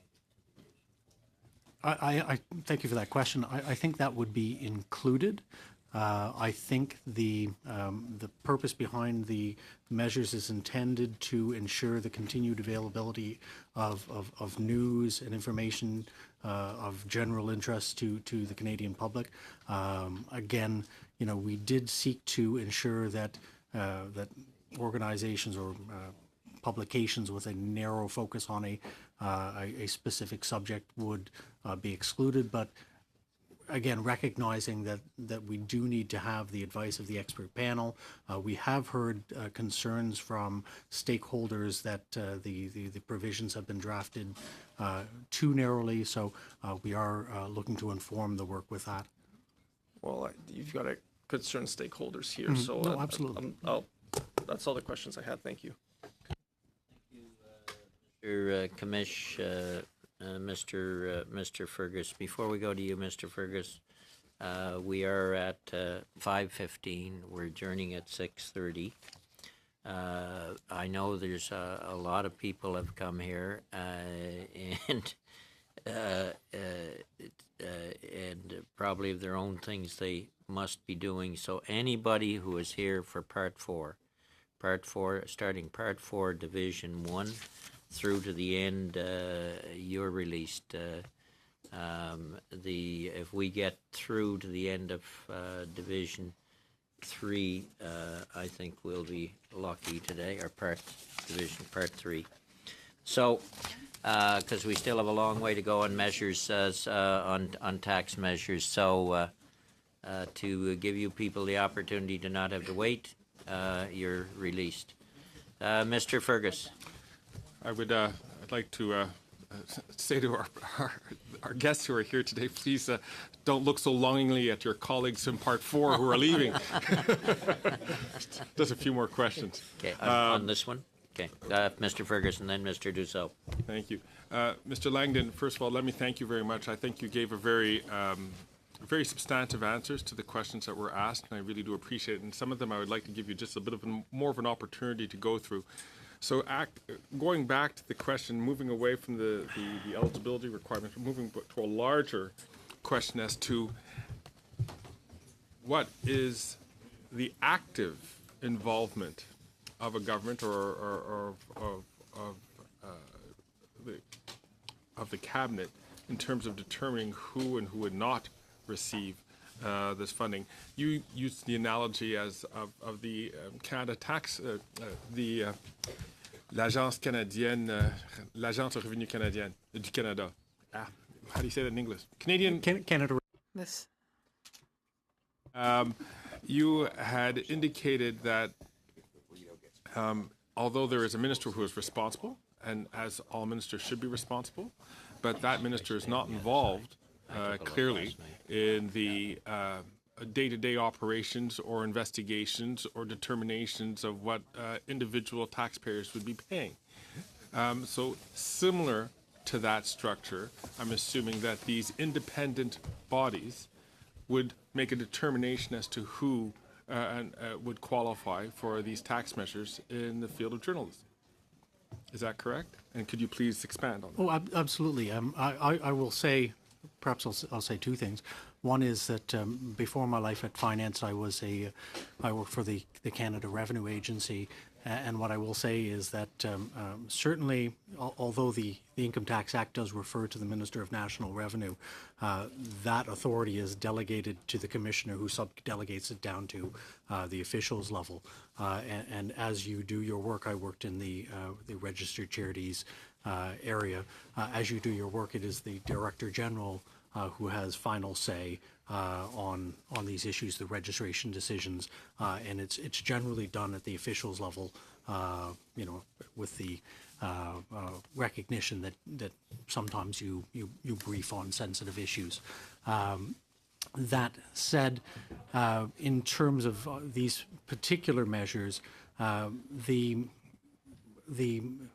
decision to establish an independent body is born out of a recognition that the decision-making associated with journalism organizations is particularly sensitive, and the intent is for there to be an independent mechanism to prevent exactly what's being discussed today, to prevent any accusations that the government is interfering with journalism organizations, and to protect journalism organizations themselves from that type of potential interference. And so that's why it set out this as such. I think that there are legitimate concerns that have been raised. Unfortunately, we don't have the answers to give you as to who that independent body will be, how it will work, but certainly I can point to what was announced and what the intent is for that. And Mr. Langdon, is it also correct that the industry itself is being closely consulted to ensure that there is this independence, not only that there is in effect independence, but there is also the appearance of independence? Absolutely. We have, in the design of the measures to date, been heavily involved in consulting with the journalism sector. Although it has not been established or announced yet, the budget does, again, refer to the fact that the advisory panel will be selected from members of the journalism industry. So they've been involved at, pretty much every stage of this. Thank you very much, sir. Still on journalism, right? Oui, merci, Monsieur le Président. Je pense que... Thank you, Mr. Chairman. I think that one of the things that's problematic is that normally in legislation like this, if it wasn't about journalism, there would be something at the end of the definitions to say who's eligible. The minister would be accountable for that decision. And the problem we're having with this topic is we don't want it to be the minister who makes the decision on the qualification. of a journalistic organization that is qualified. So that's why the entity was created to be defined later.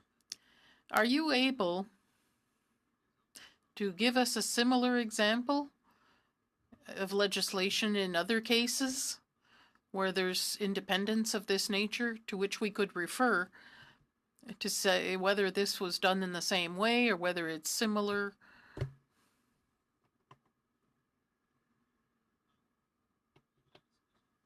In the bill, measure relating to donations of cultural property that I think Blaine could expand upon, but that's another example where cultural property is designated as having outstanding significance currently or national importance, and that's based on their expertise in the cultural property area. So that would be an example of another instance in not only the Tax Act, but touched upon in this bill, where you have status being given for, in the other case, cultural property by someone other than the Minister of National Revenue.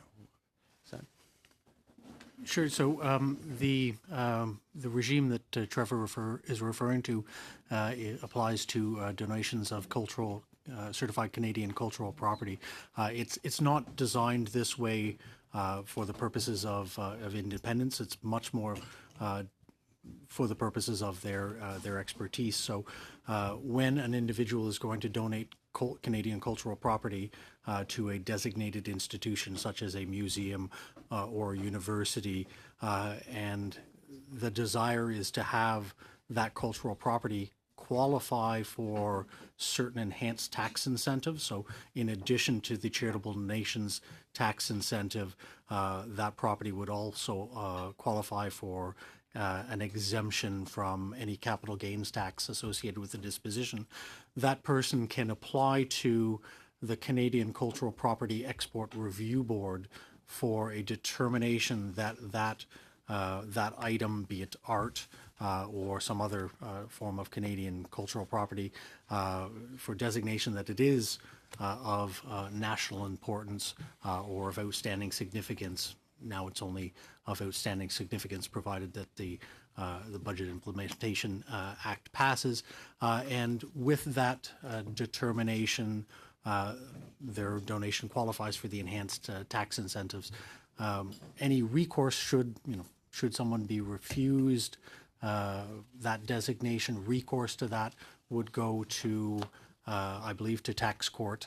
So there's an independent mechanism for that. So while that organization is ultimately embedded within government, it's a subcomponent of the Department of Heritage. It's an independent tribunal with, as I said, recourse to the court system. Ouais. Ben, justement, non, j'ai quelques autres questions. I have a few other questions. This entity, which will be created, and we'll be seeing the details about who appoints people to this entity. I think that was the question by my colleague, Mr. Poilievre, whether it's done by regulation or something else. We'll see who appoints the members of this entity. But recourse regarding the decisions made by that entity, whether it's legal recourse, I suppose, at the federal court or the tax court, perhaps. Is this defined immediately, or would that be defined in the legislation or regulations that will follow for those who think that the decision was done for the wrong reasons? Again, I think it's unfortunate that we do not have further details for you, because I think the answer to your question is dependent on the nature of the entity or body, rather, which is set up. So to the extent that it is a creature of statute, so it is established as an independent something by statute, then presumably in that same statute one would place recourse to a particular type of court or tribunal. That would, I think, typically be the case. By default, a decision that is made by a government entity, there is the possibility to apply for a judicial review of that decision, which would go to federal court. And I'm sure there's others that I'm missing. I'm not an expert on all of these things, but certainly the desire would be for there to be some sort of recourse mechanism built into whatever's ultimately announced. But we'll have to wait and see what that is. Justement, va falloir attendre. Well, yes, we'll have to wait for it to be defined in the legislation or a regulation when it comes to the creation of the body or federal court oversight. My last question is why, I think it was Mr. Langdon who could answer this, but in the exception and the fact that we're excluding things when they talk about a particular sector of sports, lifestyle, entertainment, why were these things excluded? Was it something that you didn't want to include politics, for instance? You want media focused only on politics that would be entitled to these benefits? Because I imagine that meets the definition of the previous paragraph. What I would say is when we looked into the issue of providing providing some mechanism to support Canadian journalism, and what the key things that we wanted to ensure were supported. Certainly, the things that were that we found in our research and that were pointed to us was the possibility of the loss of local news organizations, which were for many people the only source of information about their community. The loss of coverage of Canadian news, which is important for the purposes of allowing Canadians to make decisions about things that are important to their lives. And in particular, one thing that came up throughout our work is the importance of journalism organizations in a democratic society, holding powerful actors and powerful institutions to account, which is why you see in the general definition that emphasis on coverage of democratic institutions, but without narrowing it down to only political news organizations. But having designed the tax measure, or in the design of a tax measure, one thing that we seek to do is to ensure that it's properly targeted. So if you design a tax measure which is too broad, one, it would dramatically increase the cost of the measure as well. You wouldn't necessarily be supporting the things that you want to target. I think we recognize that there is certainly value in many of the publications that are out there, and I don't mean to, if I did in my previous testimony, suggest that an organization that produces information with respect to the arts community is not worthy in some way of support. I think that what we were trying to do in the design of these tax measures is to more narrowly target organizations that were providing news and general information and coverage of democratic institutions for, as I said, for the reasons that I've just explained. Moi, c'était une longue réponse pour de répondre que. Ultimately, this means that a journalism organization that basically just does politics would have a right to these benefits, if I understand correctly. À ce sujet-là, dans la définition. On that topic, in the definition, I only have the English here. Interest and reports of current events, including coverage of democratic institutions. Donc, ça ne veut pas dire qu'elle peut faire seulement ça, mais ça doit inclure cet élément-là pour la... So it doesn't mean it's only that, but it might include those subjects for the reasons my colleague mentioned. But it's pretty clear that if that were the only focus of the publication in question, well, there it becomes a matter of interpretation.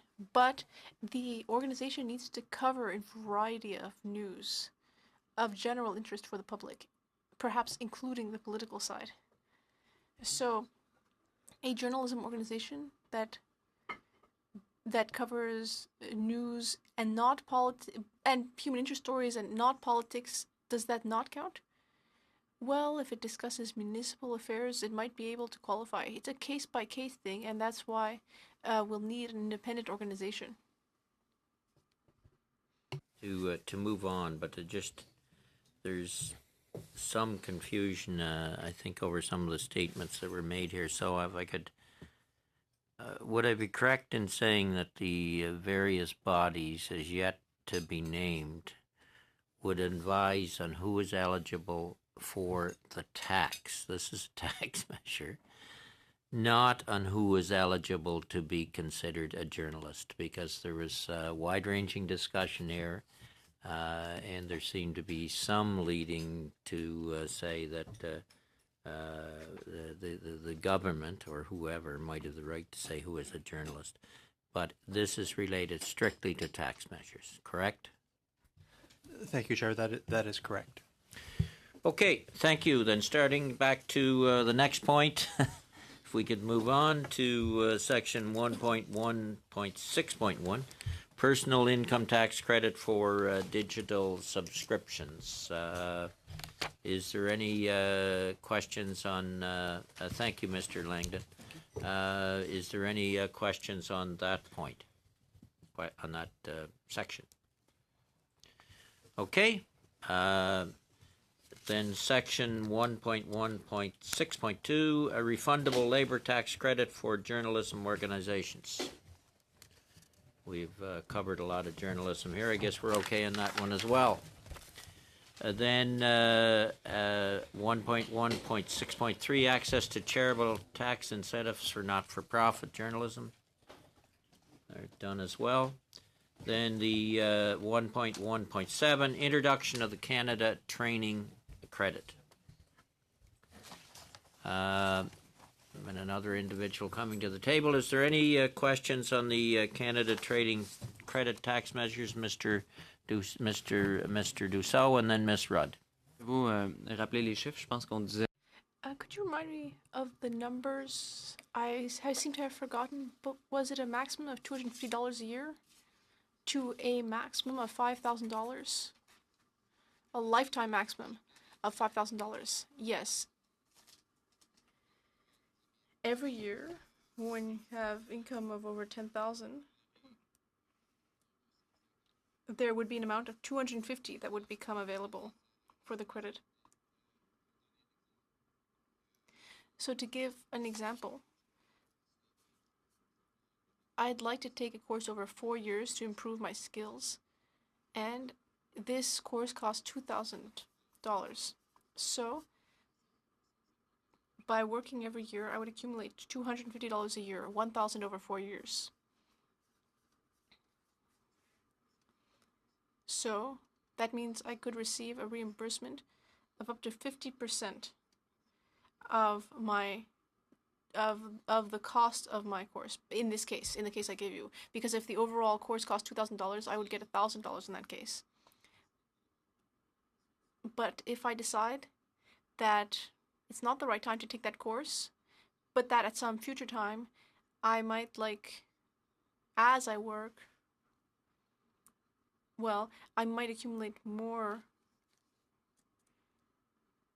My overall threshold will continue to rise, and in future years I might be able to take advantage of that. And this amount that you're referring to, it's not like a savings, a training savings account. It's rather a CRA threshold. Yes. Each year, when I get my notice of assessment, for example, when I go to look at my internet file on the CRA website, I could go into my account and look at it. And in order to request these benefits, is that when you make your tax return? Or is it when you have a receipt for the costs? It would be when you fill out your tax return. You would be eligible for reimbursement of up to 50% of costs, up to the 5,000 cap, or up to the amount that you've accumulated, rather.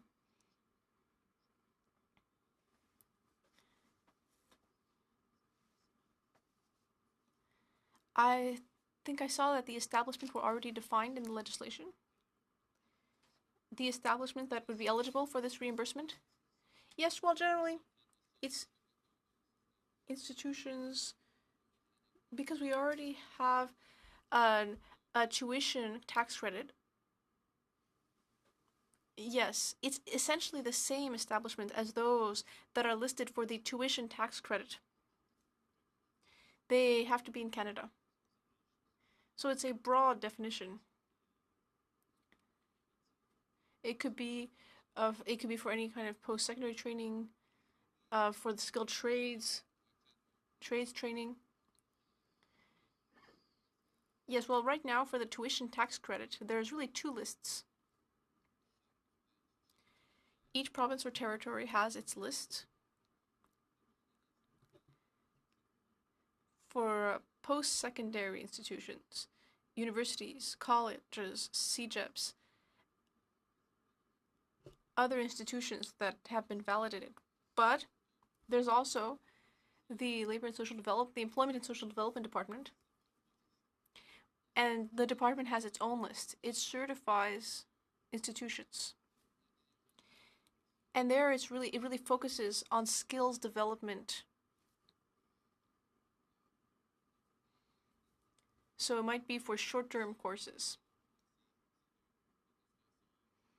If you look at those two lists together, you come to the final group of institutions that are eligible, where the costs are eligible for Canadians. Thank you, and thank you for being here today. On the Canada Training Credit, there's a couple of things. You've explained it well in terms of the accumulation, if you will, in someone's account that can be used more than once. So people can do something and not do something for a few more years and then do something again if that's what works into their professional life. The other thing, I'm getting some great questions and great feedback on this, and part of that is the complementary program of EI that supports this. And for small business owners particularly, it was always you let someone go to take a course, you have to replace them, it's expensive. Someone who's trying to come into the world of work that is, or transitioning between jobs rather, the EI is eligible for this. And I believe it's up to 4 weeks of EI, is that correct, to support this, that is on top of this training fund and complementary to it? Yeah, so the details of this EI training support benefit, they're starting consultations on that over the summer. So it's not in in this act, but the Department of Employment and Social Development Canada is going to be talking to employers, workers, training institutions, working out all of the details of that. And certainly the intent is that, yes, they would be very much complementary. People could benefit from this EI training support benefit to replace their income while they're on training. And then they could receive some assistance with the fees through this credit. Mm-hmm. And just so we're clear of the sort of age spread that is eligible for this, there's a recognition that this is important for younger workers as well, but also a recognition it's important for the more mature worker that is still looking to contribute right up to, I think, age 64. Is that correct? That's right. I should clarify that the credit has that age limitation. The EI training benefit, which I'm not an expert on, I should clarify, is based on your EI eligibility. Correct. So your hours of your eligible hours preceding the training. Mm-hmm. Thank you very much. Any other questions on the Canada Training Credit? Okay, thank you. Turning then to the next section, 1.1.8, tax treatment of assessing cannabis for medical purposes. Any questions on that section? Thank you, Mr. Maxim. Hearing none. Then 1.1.9, extension of the exception granted to agriculture or fishing cooperatives for the calculation of income eligible for the small business deduction. Mr. Dussault. Je me demandais, I was wondering if there was an evaluation of how many businesses might be affected by this measure.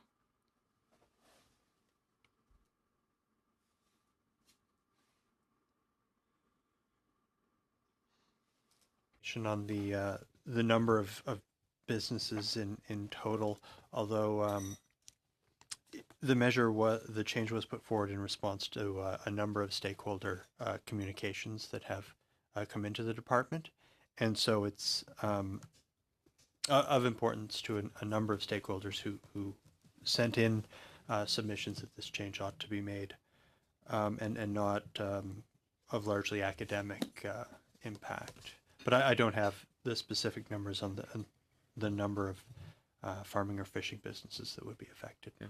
Puis ça, dans le fond, c'est une mesure qui So this is a measure ultimately that could be used by cooperatives. And so the idea is to broaden farming or fishing businesses to use this even if they're not cooperative. But why doesn't this exist in other areas? Why only farming and fishing? Is there a reason, a tax reason for this? Is there a reason it didn't exist for these sectors before and it's still not permitted for other sectors? I think I would say there are kind of two reasons. One historical and the other more policy focused. Some time ago, the rules were introduced to prevent inappropriate multiplication of the small business deduction. Kind of the classic example of that is a law firm with say 100 partners, and under the basic scheme of the small business deduction rules, where you have one business, you share your $500,000 small business deduction limit, and tax planning had arisen in which each of the members of the partnership, in my example, might set up a side corporation that would provide services to the partnership, thus multiplying access to the small business deduction from the intended, say, $500,000 to, in my example, say up to $50 million, and that's sort of the paradigm example of the transaction. These types of transactions we're trying to address, and then in response to that measure, the department heard from a number of farming and fishing businesses that legally were in a structure that was very similar to the one I described, where they were members of a cooperative, and because of the requirements to be a member of the cooperative, they had to have membership interests in the cooperative that were treated as shareholdings for the purposes of the small business deduction rules, and they were providing their farming products and fishing catches to this cooperative, and found themselves within the ambit of the rules, despite not being within their policy intent, because they weren't participating in the profits of the cooperative. It was a different type of business structure than the one that was envisioned by the anti-multiplication rules, and so that's why in a previous budget the rules were amended to create an exception for agricultural and fishing sales to cooperative organization. The issue that this measure responds to is as a result of further communications and responses from stakeholders in the farming and fishing industries. A number of business structures are in place that are economically and structurally very similar to the cooperative structure that we provided, or the government provided an exception for, but that do not, for technical reasons, qualify as cooperatives. And because in the farming and fishing industries, the these same types of concerns that apply in other industries are not as acute. The decision was taken to extend the relief provided in the in the cooperative context to all farming and fishing businesses. And again, recognizing that economically that they're very similar, and it was considered to be an inappropriate tax consequence that that they be treated differently for tax purposes when the only difference or the main difference is that one technically qualifies as cooperative and the other doesn't. But in other industries, say, going back to my law firm example, those would be in the those same considerations would not apply there. Here, if I could, explain this in how I see it as a member of a co-op. Well, as it relates to fishermen, we all know how co-ops operate. So you got 30 fishermen that are members of a co-op. What was happening under the previous tax regime is that a fisherman delivering his or her catch to that co-op were taxed at a higher rate when they delivered on their own co-op versus if they sold it to somebody else. That's really what was happening, and so they sell their catch to the co-op, which is a business they're a part of, and what they're being forced to do because of an anomaly in the tax system was to sell it to another buyer on the wharf rather than their own co-op, because they were affected substantially on a tax basis. That's why the changes were made on the co-op side, and I think what you're talking about here is there's some businesses find themselves in a similar situation. So that's how it affects it in layman's terms. Any other questions on the on this section? The 119. Okay, section 1.1.10, extension of the mineral exploration tax credit.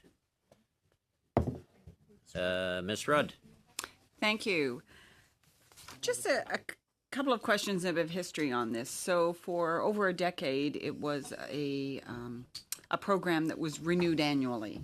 And we certainly heard that over the last decade, that was very difficult for the junior miners, if you will. Exploration is very expensive, and raising capital is even a bigger challenge. So I guess I'd ask you to speak to a couple of things. The stability that this 5-year provides, do you see, or as part of the work done around this, do you see that helping the mining sector actually be able to leverage capital and secure financing for longer terms because of this?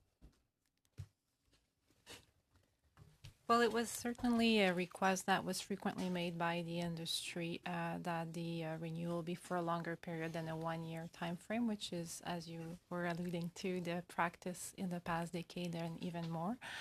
So it was a recurring request from industry that the government provides more certainty and extend the measure for a longer time period than 1 year. And in response to those concerns, the government has announced a 5-year extension. Mm-hmm. And is there a rationale behind not making it permanent and providing it for 5 years? I get the rationale from 1 year to 5 years in terms of the stability and the ability to plan and as I said, leverage capital. But is there a rationale about not making it permanent? Well, this gets into the policy choices made by the government, so it's difficult for us to comment. But typically, measures are introduced on a temporary basis. It's done so that they can be reviewed after a certain time period. If it's in this case, in reflecting difficulty accessing capital, then it will allow the government 5 years to reassess whether there's still an ongoing need for that. Okay, thank you very much. Pressure on. Anything else on mineral tax credit? Okay, section 1.1.11, tax treatment of communal organization business income allocated to its members. Any questions on that? Mr. Sabera? What is the definition of a communal organization, please? I mean, generally what we're talking about here are communities where members of the community can't hold property on their own. So, I mean, if you think of, and that's really where the tax issue arises, if you think of it, usually you have, individuals receive their own salary, their own income, and we tax accordingly. So, but here, given the tenets of a community organization, property can't be held that way. It needs to be held in common. So you need to sort of approach tax a bit differently in those cases. Any other questions? Okay, then section 1.1.12, increase of the home buyer's plan withdrawal limit and changes to its application on the breakdown of a marriage. Mr. Dussault. Oui, ben la question. Well, the question is why 35,000? Why was that threshold chosen? I think it's to reflect the latest increase in the threshold. The latest increase in the threshold occurred in 2009, 10 years ago. So I think it's a fairly reasonable increase in order to take into account the nature of the housing market at this time. I think that was the idea, just to have a reasonable increase to give first-time buyers a reasonable increase. And in many cases that we've heard about, even in this same bill, we talked about stakeholders who were consulted on their situation, and that's why changes were made as a result of those consultations. Is that the case for this clause? Because I haven't heard from a lot of people, young people in the budget, there's a lot of talk of youth, and generally it's assumed that first buyers are young. Have many young people come to tell you that 25,000 in an RRSP to withdraw for a first home purchase, did they say that needed to go up? Was this done subsequent to a consultation? Well, we did receive a variety of submissions. We heard from groups that represent the real estate sector. I think that's in the public domain. But if we look at the numbers,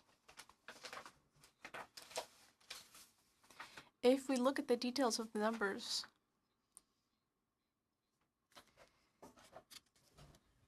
I think the maximum amount withdrawal limit, well, about half of the people making that maximum withdrawal are under 40. More or less. So this isn't a measure for everyone, but I think I can say that some young Canadians will be able to benefit from this increase. My last question on this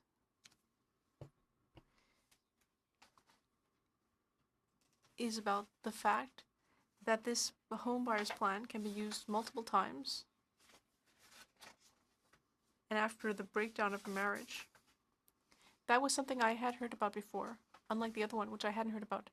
I had heard from some people in my riding in Sherbrooke. So my question is there a limit? Is there a limit on this? To say that, for example, someone could only do it 2 or 3 times?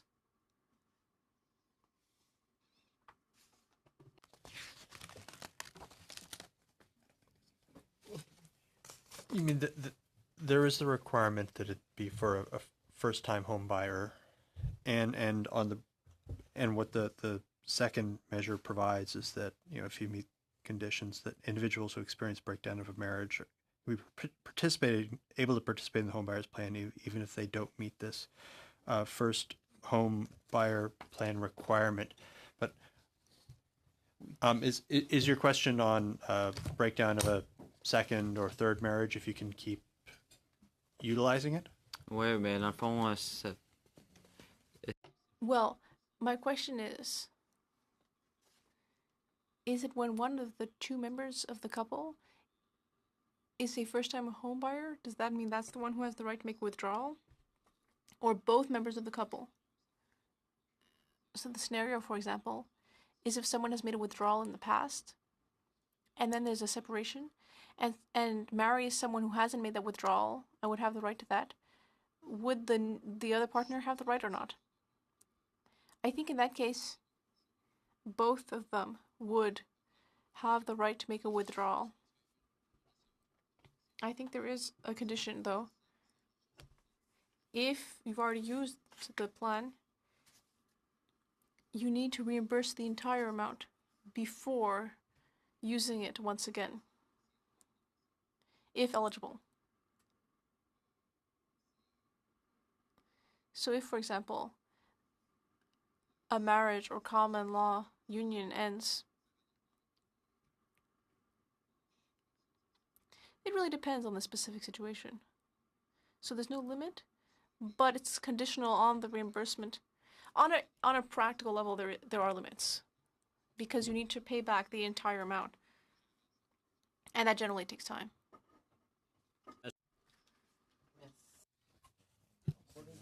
Canada Revenue Agency numbers in 2017, which is the last one I could find, on the home buyers plan, only 20,250 people maxed out their HBP allowance. How many extra people do you think will max it out or take advantage of it to get to 35,000?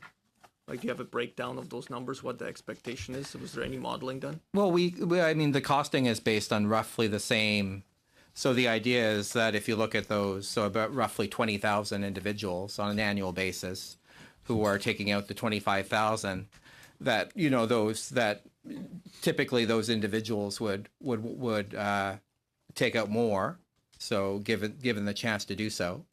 So it's just a question, basically, there's sort of a distribution. So some will take out just a little bit more, some might take out, you know, 30,000, some will go up to 35,000. Mm-hmm. So it just depends on the financing what they have in their RSP, what they're looking to buy, what sort of down payment they need. So is there any age-based analysis or distribution that was done by the department before? Yeah, then that's what I, in my response to Monsieur Dussault, that's what I was referring to. So I just saw those. So again, it's like roughly in terms of, so those roughly like 20,000 maximizers, if we can call them that, people who withdraw now 25,000 when they use the home buyer's plan. So roughly, pretty close to half are under 40. So yeah, it adds up to just about half. So about 300,000 first-time home buyers per year, which a lot of people tend to confuse with young people, but that's not always the case, because there's a lot of people who later in life purchase their first home. So you're saying half would be in that 20,000 will be under 40. Yeah. In the department's modeling. That's those are the similar stats from the Canada Revenue Agency. Okay. So that's how it breaks down by age. Is there any administrative reason why the government couldn't have indexed that HBP to inflation? Like, is there any system or mechanism that just makes it not reasonable to do, or is it just that's a policy choice? I think it's more of a policy choice. It's a good question, because it's the sort of thing that, you know, essentially you're typically using once or in 1 year. So I mean, you have other things that you can use year after year. So if you index them, then, you know, you might use it, but then you'll have a little bit more, and then you'll have a little bit more. So I guess that's the policy decision that the government's taken. Okay, thank you. Okay, thank you. That section then 1.1.13, extension of liability for tax owing on income from carrying on business in a tax-free savings account. Was explained earlier. Any questions? Mr. Dussault. Sur cette Okay. On this section, does the financial institution have any obligation to disclose, let's say it's not an RSP, but a TFSA, does the financial institution have an obligation to disclose the fact that in the TFSA a person there has been activity that is, how shall I put it, that results from the operation of a business, active operation, because it seems to me that this is addressing here. So why should we remove the responsibility of the financial institution, a legal responsibility? Maintain a certain obligation to disclose what's going on in the TFSAs that they're selling their clients.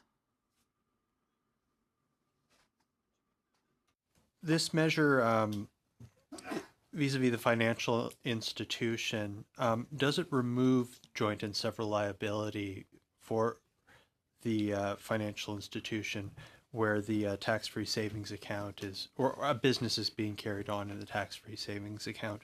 Rather, it limits the joint and several liability of the financial institution for tax arising as a consequence of carrying on a business in a tax-free savings account to the amount of property in the tax-free savings account, plus the amount of any distributions of property from the tax-free savings account after the financial institution received the notice of assessment or acting as trustee, so that they became aware of the tax liability. So they couldn't avoid this joint and several liability by just distributing all the money out of the TIFSA. So it doesn't eliminate the liability in respect of the trustee of the TIFSA. Rather, it provides a cap on the liability, and that cap's equal to the assets in the tax-free savings account. So that's where one would expect the collections to be from the TIFSA itself. And then of course the second component is that it extends it to the TIFSA holder, who's in the best position to know if they're carrying on business or not. And so it's not the elimination entirely of joint and several liability. Rather, it's putting a cap on it based upon the amount of assets that they have as trustee.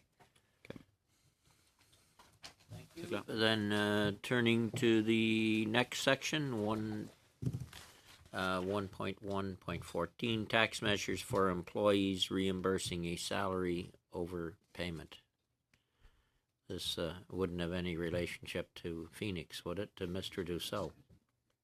Non, j'imagine que ça n'a aucun lien. No, of course not. No relationship whatsoever. But my question is why the government chose to put the decision in the hands of the employer rather than the employee who received an overpayment. Why is the decision rest with the employer to say, okay, you can reimburse me just the net amount after taxes? So why was that decision given to the employer, not the employee who could take advantage of this measure? Thank you. Thank you for the question.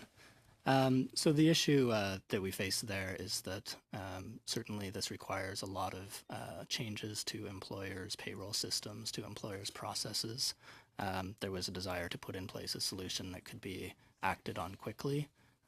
Certainly we knew that the federal government intended to act on this quickly in the case of Phoenix, and we certainly wanted to extend it to private sector employers as well. But we did not want to put an undue burden on private sector employers with regard to updating their payroll systems and their processes. But we certainly hope and expect, based on our discussions with stakeholders, that it will also be rolled out and put into place in the private sector. It simplifies life for employees. And I think it simplifies life for employers as well, who aren't interested in collecting more than they have to from their employees. Puis dans le cas où l'employeur décide de prendre. So in the case where an employer decides to take advantage of this new system,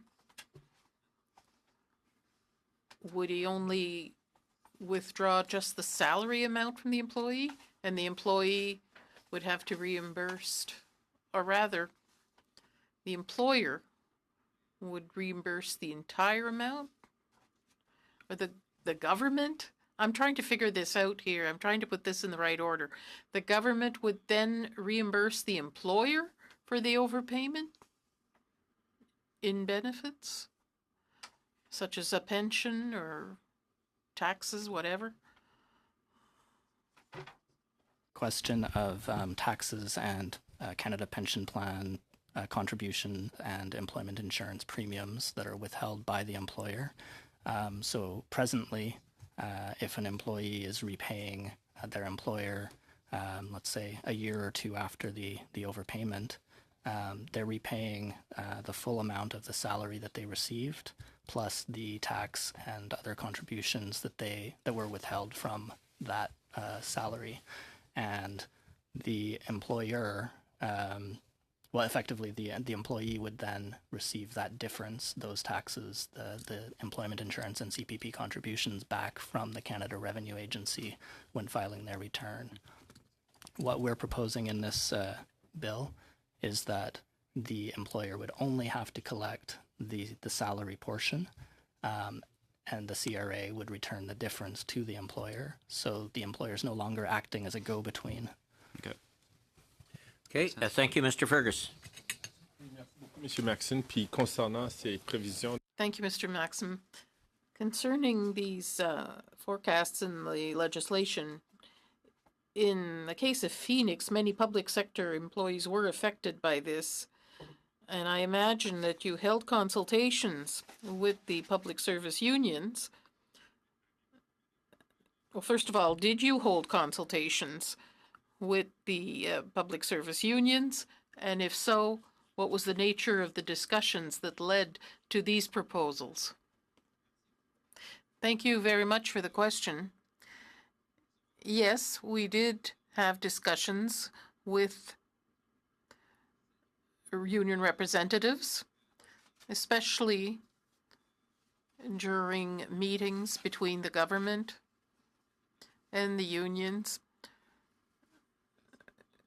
to have ongoing discussions about the issues related to Phoenix in our case.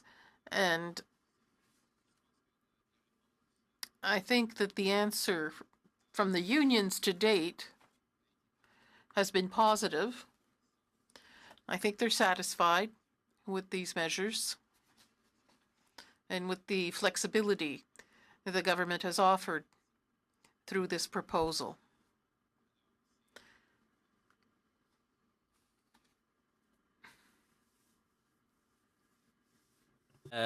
Mr. Commish, on this point? On your next point, I was going to do what I told you I would do. Okay. Okay, expansion of tax measures for 11.15, expansion of tax measures for electrical vehicle charging stations and electrical energy storage equipment. Mr. Commish. Mr. Chair, I had told you at the very beginning of the meeting that I would move a motion at this time just to allow also the department officials this was all done. Oh, no, I would never do that. It would be right now. Oh, okay. Yeah. And it has been given notice, so duly I gave notice of it. November 15th, 2018 is when I put down the motion. So just I know that you'll have to find a copy of it, which I understand is conforming with the rules, and the motion was passed by the committee. It's the motion that reads that pursuant to Standing Order 108, subsection 2, the committee undertake a study of Canada's 2017 decision to join the Asian Infrastructure Investment Bank, or the AIIB, and report to the House on A, how joining the AIIB has impacted Canada's representation at the Bretton Woods international financial institutions, particularly the International Monetary Fund and the World Bank. B, how joining the AIIB aligns with Canada's domestic and foreign economic and development goals, and that pursuant to Standing Order 109, the committee requests that the government table a comprehensive response to the report within 120 days. If you want me to pause just so the motion can be distributed, I'm happy to do that, or I can go straight into it. I think we're okay. Just to explain to witnesses that a member can lift a motion at any point in time as long as it's on the order paper. So it is proper to move the motion, so it is open for debate. Go ahead, Mr. So, Mr. Chair, I'm doing this as I have a lot of motions before the committee, but this one I think is pertinent at the moment because of China's trade actions against Canada, specifically affecting canola farmers. And now there's talk that it's expanding to soybeans, to our pork products, and it seems to be a widening trade actions being implemented against us. And as you heard, the leader of Canada's Conservatives mentioned that one of the actions we should be taking in not so much retaliation, but in response to China's trade actions should be to pull out of the AIIB. And members will know this. We looked at this 2 years ago, and it went through Parliament. It was forced through. We tried several motions at committee and then in the House of Commons to remove this funding. And there are several reasons to do it, not just the trade actions. There's a worsening human rights situation in Western China, specifically affecting Uyghur Muslims. And also, there was a public consultation held by the Finance Department, which I have now lodged a complaint with the Information Commissioner because I was lied to by the department. And I'm going to explain it. And I have letters and confirmation here. And just want to show that I have done my homework before I brought this before the committee. So firstly, maybe just on the IB side, we can recap. The federal government decided to purchase a 0.9% share in the Asian Infrastructure Investment Bank, a bank that is specifically meant to further the foreign policy interests of the People's Republic of China. It's a bank that is financing 3 pipeline projects overseas. We all heard the responses from the minister saying that there's this great project in the suburbs of Beijing that would take suburban Beijing dwellers off of coal and allow them to use cheap natural gas. What he failed to mention was I don't see how the Canadian taxpayer should be subsidizing any of these things when we have perfectly good pipelines we're trying to build in Canada and trying to get them to overseas markets. These are our products. One of the projects that the AIIB is funding is the Trans-Anatolian line, which will compete with Canadian products on international markets. There's another pipeline project in Bangladesh that's also being financed. The case against participation in this thing is made stronger because of China's trade actions against us. And I think it would be a measured response to take against the government, just to show that we also have bargaining chips in this. This isn't just a one-sided relationship where we can't do anything on behalf of canola farmers in Canada. There's been too little action so far and too slow, especially on the technical side, in order to respond to these actions by Chinese officials to block perfectly good, high-quality, internationally well-regarded canola products and now pork and soybean products. It's a huge impact for the Western Canadian economy.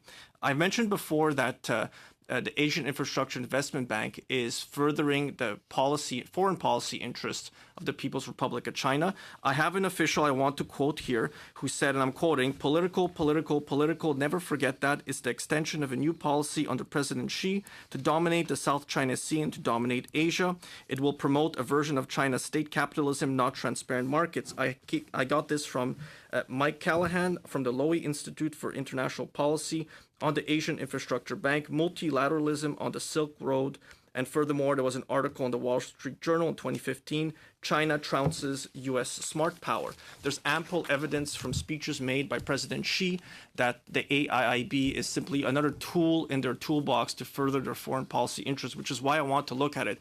If that is what this bank is for, then we should not be participating in it. And now is a perfect time to apply some Canadian pressure to resolve this canola dispute with the Chinese government. It's a measured response. We're not going overboard. The government said we would participate back in 2017. We haven't spent all of the money. We've spent actually under 100 million, but still 256 about is still committed to be spent for the first tranche of purchases for these shares. What I'd like to see us do is to back away from it and actually get rid of the shares as our response, initial response to it. Now, there was a public consultation held by the department starting November 9th, 2018, which closed on December 21st. It was a public consultation that all Canadians could participate in. So on November 28th, I created a webpage. So Canadians who care about it, many of them have contacted me across the country, could then participate in it. What I then did was also I blind carbon copied myself on every single email sent from that webpage so that I could have a copy of what people were sending so I could then follow up with them. Over 1,200 Canadians participated in this public consultation. So then I did an access to information request for which I got an answer March 15th, 2019. In it, it said, after a thorough search, no records exist in the Department of Finance Canada, which responds to your request. This is on official letterhead. My file number is 1199283, and it's our file is A-2018-01679-CL. It tells me that no such thing existed. So when my staff then followed up with the officers and said, actually, we can forward you every single one of the blind carbon copied emails. Within 5 minutes, they apologized. And on April 11th, they then corrected themselves and said, a search of our departmental records identified 1,243 pages in connection with your request. They're actually right here. I printed every single email so I could have a record of it. But this is an absolute failure of the access to information system. First, initially telling me that no such documents existed. Now, I'm not accusing the minister of hiding anything. I really do believe this is a departmental problem. But it shouldn't require me to blind carbon copy myself on emails I'm receiving to ensure that the public consultation is being held in a fair and open way and that parliamentarians can have access to information. So then I filed a complaint with the Office of the Information Commissioner. I've still yet to hear back whether they will take up this matter. I don't believe it, like, there's only two things that could have happened. One, they were incompetent in collecting the emails, which I would have thought there had been just some email Outlook account and they would just copy pasted everything, hidden people's personal information so that I wouldn't see it, and then would have just provided it to me. I just wanted to see whether anybody had said yes to participate in it and what type of arguments that they would have been making. In fact, I don't have any of those emails because not one person from the email stack that I received said that Canada should continue to participate in the AIIB, which I think reinforces the need for this committee to look at it. I think there's time in June to do so. I know that's not ideal because we have the budget bill that we have to look at. At the earliest opportunity we should take is review the AIIB. In my motion, I don't have a fixed amount of meetings that we should take to do so. And we should be mindful of the impact that the People's Republic of China's trade actions against Canada have had on canola farmers, because they are going to have to be deciding very quickly in the next few weeks what are they seeding. And there's going to be an impact on soybean farmers, and there's going to be an impact on pork farmers all across Canada. And I think we should be seriously considering pulling out. I would say we need to pull out in order to show that we have the ability to respond and make it a measured response. There's no need to go over the top. And it's something that they will pay attention to. You heard our leaders' 3 easy points. I think the third point about pulling out of the Asian Infrastructure Investment Bank is a timely thing to do. This is $500 million of taxpayer money that's eventually going to be funding these different pipeline projects. And there's a list of these projects online, and some of them might be worthy, some of them might be really reasonable, but I really don't think that the minister's response during question period today holds up to scrutiny at all. China is the second largest economy in the world. They literally do not need $500 million of Canadian taxpayer money to finance a pipeline project in and around Beijing, in the suburbs of Beijing, to get them off of coal power so they can use clean burning natural gas. They really do not need that. So it's a measured thing that we could do. We could take a look at it over one meeting and then recommend to the government that they pull out. It would be a simple thing for us to do to take stock of the current situation. Perhaps in 2017, the government, and I remember officials being before this committee, making a case for it, defending the logic of that decision. I disagreed with it. But 2 years later, you can review it. And I think it's incumbent upon committee members to provide the best advice that we can to the minister. Perhaps the minister is hearing advice from other people. But I am worried based on the fact that this access to information request that I filed initially received no such documents exist. I had to then inform them that they had made a mistake, for which I have a paper trail that I've provided now to the Information Commissioner. Everything around this AIIB participation decision to me stinks. And therefore, I think it's time for a study, time for review. I don't say how many meetings we should take. I don't even have how much time we should put aside to it. But I think it's worth our time to then recommend, and hopefully other committee members will agree with me, that Canada should pull out of the AIIB. We already participate in the Asian Development Bank led by Japan. It is Japan. We should definitely participate in that one. But this one, which is led by Beijing, run out of Beijing, This is a measured response to their trade actions against canola farmers in Canada. Farmers here need to know that we're on their side, and this is something that we could do that would not harm Canada's economy directly. We're not proposing to shut out Chinese products. We're simply saying we should not participate in the bank. The one other thing I'll mention is I did an order paper question with my colleague Ron Leipert, who was a member of the Finance Committee before, asking whether any Canadian companies or Canadian jobs have been created through this bank and our participation in it. I got back an answer of 0. There was an answer in the media. There was an article written in the media just a few months ago saying potentially one Canadian company may have received a subcontract for one of these projects. $500 million for one subcontract maybe is simply not enough. My order paper question was government documentation saying that they were not aware of any any private sector jobs being created or any Canadian companies obtaining work. It's timely. Farmers need to know that we're behind them, that we're going to back up our rhetoric with real action. A quick study with a recommendation to the government is the right thing to do at the moment. So I'm hoping all my colleagues on the opposite side will support me, and on this side as well. All right. Is there any more discussion on this point? Hearing Mr. Sabara. Call the question. Recorded vote. If we could go to recorded vote, Mr. Clerk. Mr. Fergus. No. Mr. Fergus-Gaddis. No. Mr. McLeod. No. Ms. Rudd. No. Mr. Sorbara. No. Mr. Kimmich. Oui. Mr. Poilievre. Yes. Monsieur Dussault. Oui. Motion defeated. Okay, then back to section expansion of tax measures for electrical vehicle charging stations and electrical energy storage equipment. Any questions in that section? Explanation was earlier. Seems like quite a while ago. No questions? Turning to section 1.1.16. Eligibility of joint projects with Belgium producers for the Canadian film or video production tax credit. Any questions on that? None? Next section, 1.1.17.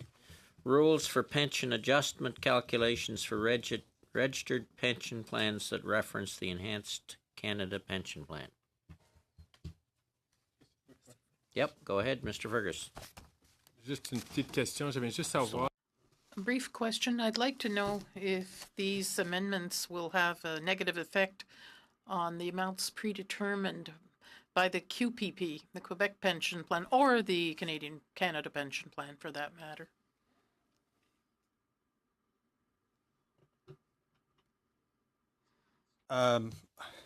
This amendment is largely technical in nature, and it allows where you have a defined benefit or pension with a registered pension plan with that contains a defined benefit formula that's integrated with the Canada Pension Plan benefits.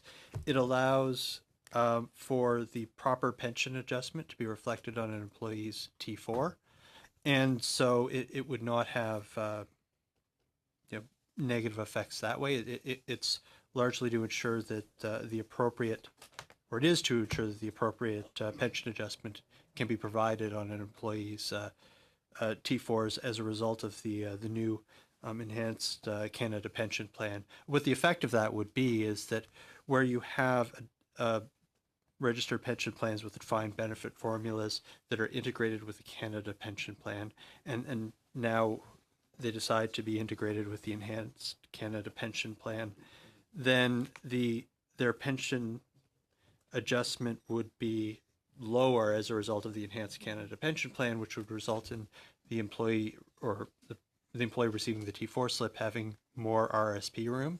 So the end effect is that there's an appropriate pension adjustment on an employee's T4s in these circumstances, and as a consequence, they would have actually more RSP room. Alors, ça ne va pas changer les plafonds des cotisations. So that won't change the ceiling for contributions. It just changes the amount that people will receive. Pension adjustments that are reflected on your Mais le plafond ne va pas changer. But the ceiling won't change. Enhanced Canada Pension Plan contributions. No. It doesn't change the ceiling.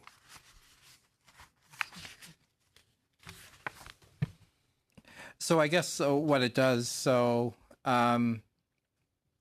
actually, no decision has been made on integration of our, the pension plan in which we as public servants participate. But here's an example of what could happen. I mean, say a pension plan is currently integrated with the Canada Pension Plan. What does that mean? Well, it just means that basically on your first tranche of earnings, basically up to the year's maximum pensionable earnings, you pay lower. You're paying CPP, so you pay less to your own pension plan. Right, but and then the benefits are also basically retirement benefits are adjusted accordingly as well. So you receive. So let's say we, as public servants, receive about 1.4% of earnings per year up to the YMPE, and then 2% above the YMPE. I mean, basically what it does is allow, okay, well that CPP portion is going to go up, or QPP portion is going to go up. Right. So potentially, and again, this is a decision for individual pension plans, the amount contributed by both employers and employees and the consequential benefits received from the employer-based pension plan could go down. So I got that. Yeah. I guess So, I'm just trying to figure out just the potential, the ceiling of the contributions that you can make per year, right? The thing is, for defined benefit plans, it's on the benefits you can accrue. It's not on the contributions. I'm sorry. So you can accrue basically per year of service up to what's the number now? It's about close to 2,500 per year of service. Okay. That you can accrue. So that won't change. That won't change. Yeah. Okay. Then that is it on that section and all sections on part 1. So thank you, Ms. Lavoie, Mr. McGowan, and Mr. LeBlanc, and Mr. Maxim, I believe, was here. Okay, thank you very much, and we'll go to see if we can get into division. The next section I have here is part 2. That's part 2. That's right, we might get through it though.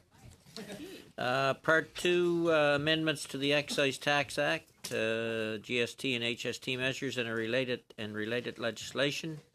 Mr. King and Carlos Shadina. I'm not sure if I got that anywhere close, Carlos. So I'll be calling you Carlos. Who's leading off? Part 2, amendments to the Excise Tax Act and a related legislation. So I will lead off with part 2 explanation. My name is Carlos Ashadina. I'm the Senior Director responsible for GST policy matters. So GST, HST, Goods and Services Tax, Harmonized Sales Tax matters. So, and this particular section, part 2, covers a couple of modest minor enhancements, amendments that are included in the budget with respect to the application of the GST. So there are 4 measures in this bill with respect to the GST. 3 are related to health measures, and they are basically expanding the existing health measures currently under the GST. There's relief for basic healthcare services, so you don't pay tax on basic healthcare services. And there are basically 3 additions to that type of relief. The very first one is at clauses 76, 78, 79. GST relief is provided to supplies and importation of human ova and on importations of in vitro embryos. So this is intended to assist people who are increasingly turning to assisted human reproduction to help build their families. So people who are suffering from certain infertility issues, this is a means to help them deal with that sort of issue. So this provides relief for those acquisitions of those particular materials. The second measure deals with various foot care products. There's currently an exemption for various foot care products, for example, controlled ankle, movement walkers, heel braces, and compression anti-embolotic stockings. These materials are currently exempt when they're basically purchased on the order of a physician or what we're doing now is expanding that to allow it also to be purchased when it's on the order of a licensed chiropodist or chiropodist. There you go, a chiropodist or a podiatrist. So these are other health practitioners who are really very much what those people see when they have to deal with these foot issues. So this is just an expansion of what is an existing relief. And the third measure in the health area is providing explicit relief for what we refer to as now multidisciplinary healthcare services. So basically, this is a measure intended to deal with certain like rehabilitation programs where you may have various different healthcare practitioners coming together to provide you with one service, a rehabilitation service.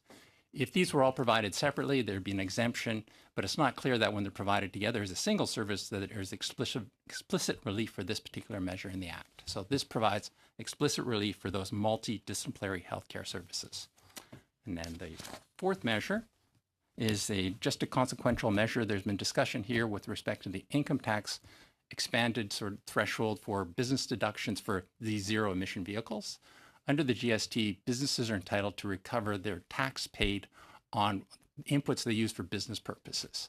So consequential to the changes in the deduction threshold in the Income Tax Act going from $30,000 to $55,000 for zero emission vehicles, there will be an increase in what you can claim for input tax credits to that same threshold. So that covers it very quickly, the GST modifications. Okay, is there any questions on this section? Hearing none, do I see agreement to deal with Part 3 so these folks don't have to come again? Okay, then Part 3. Mr. King. Yeah, thank you, Mr. Chair. So I'm the Director General of Sales and Excise Tax Division at the Department of Finance. I'm going to talk briefly about clauses 81 to 86. These propose to implement the new THC-based duty rate on certain cannabis products. And this proposal really builds on the current excise duty regime that came into effect when cannabis for non-medical purposes became legal in October of last year. So presently, the legal classes of cannabis products permitted for sale are fresh and dried cannabis, cannabis oils, seeds, and seedlings. However, new classes of products, namely edibles, extracts, and cannabis topicals, will be permitted for legal sale later this year under the Cannabis Act. So the government is proposing that the excise duty framework for cannabis products be amended to more effectively apply the excise duty to these new classes of products, as well as to cannabis oils, which are already legal for sale. In particular, Part 3 implements amendments so that these products are subject to excise tax based on their total quantity of tetrahydrocannabinol, THC, which is the primary psychoactive component of cannabis. The introduction of this new THC-based rate has been informed by the feedback that we received at the department from the CRA and from the cannabis industry. The current excise duty framework for cannabis products imposes the higher of one of two rates. One, either a flat duty rate based on the total weight of cannabis plant inputs to a product, or two, an ad valorem duty based on the producer's price.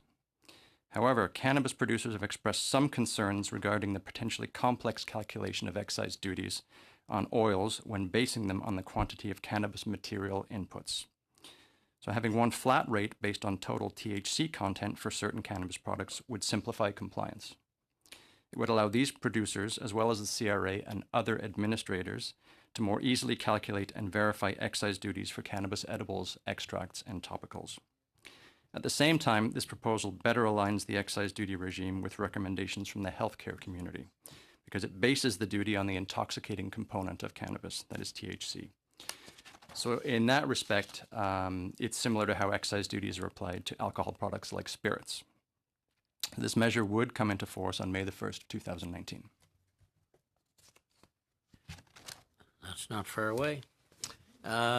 Okay, is there any questions on this section? Boy, you guys get off easy. Thank you. Thank you very much. And that way you don't have to come back the next day we start on tax measures, etc. So with that, we have Bank of Canada and Parliamentary Budget Officer tomorrow at 11. And then in the afternoon at 3:30, we have S6. So with that, thank you all. Meeting adjourned.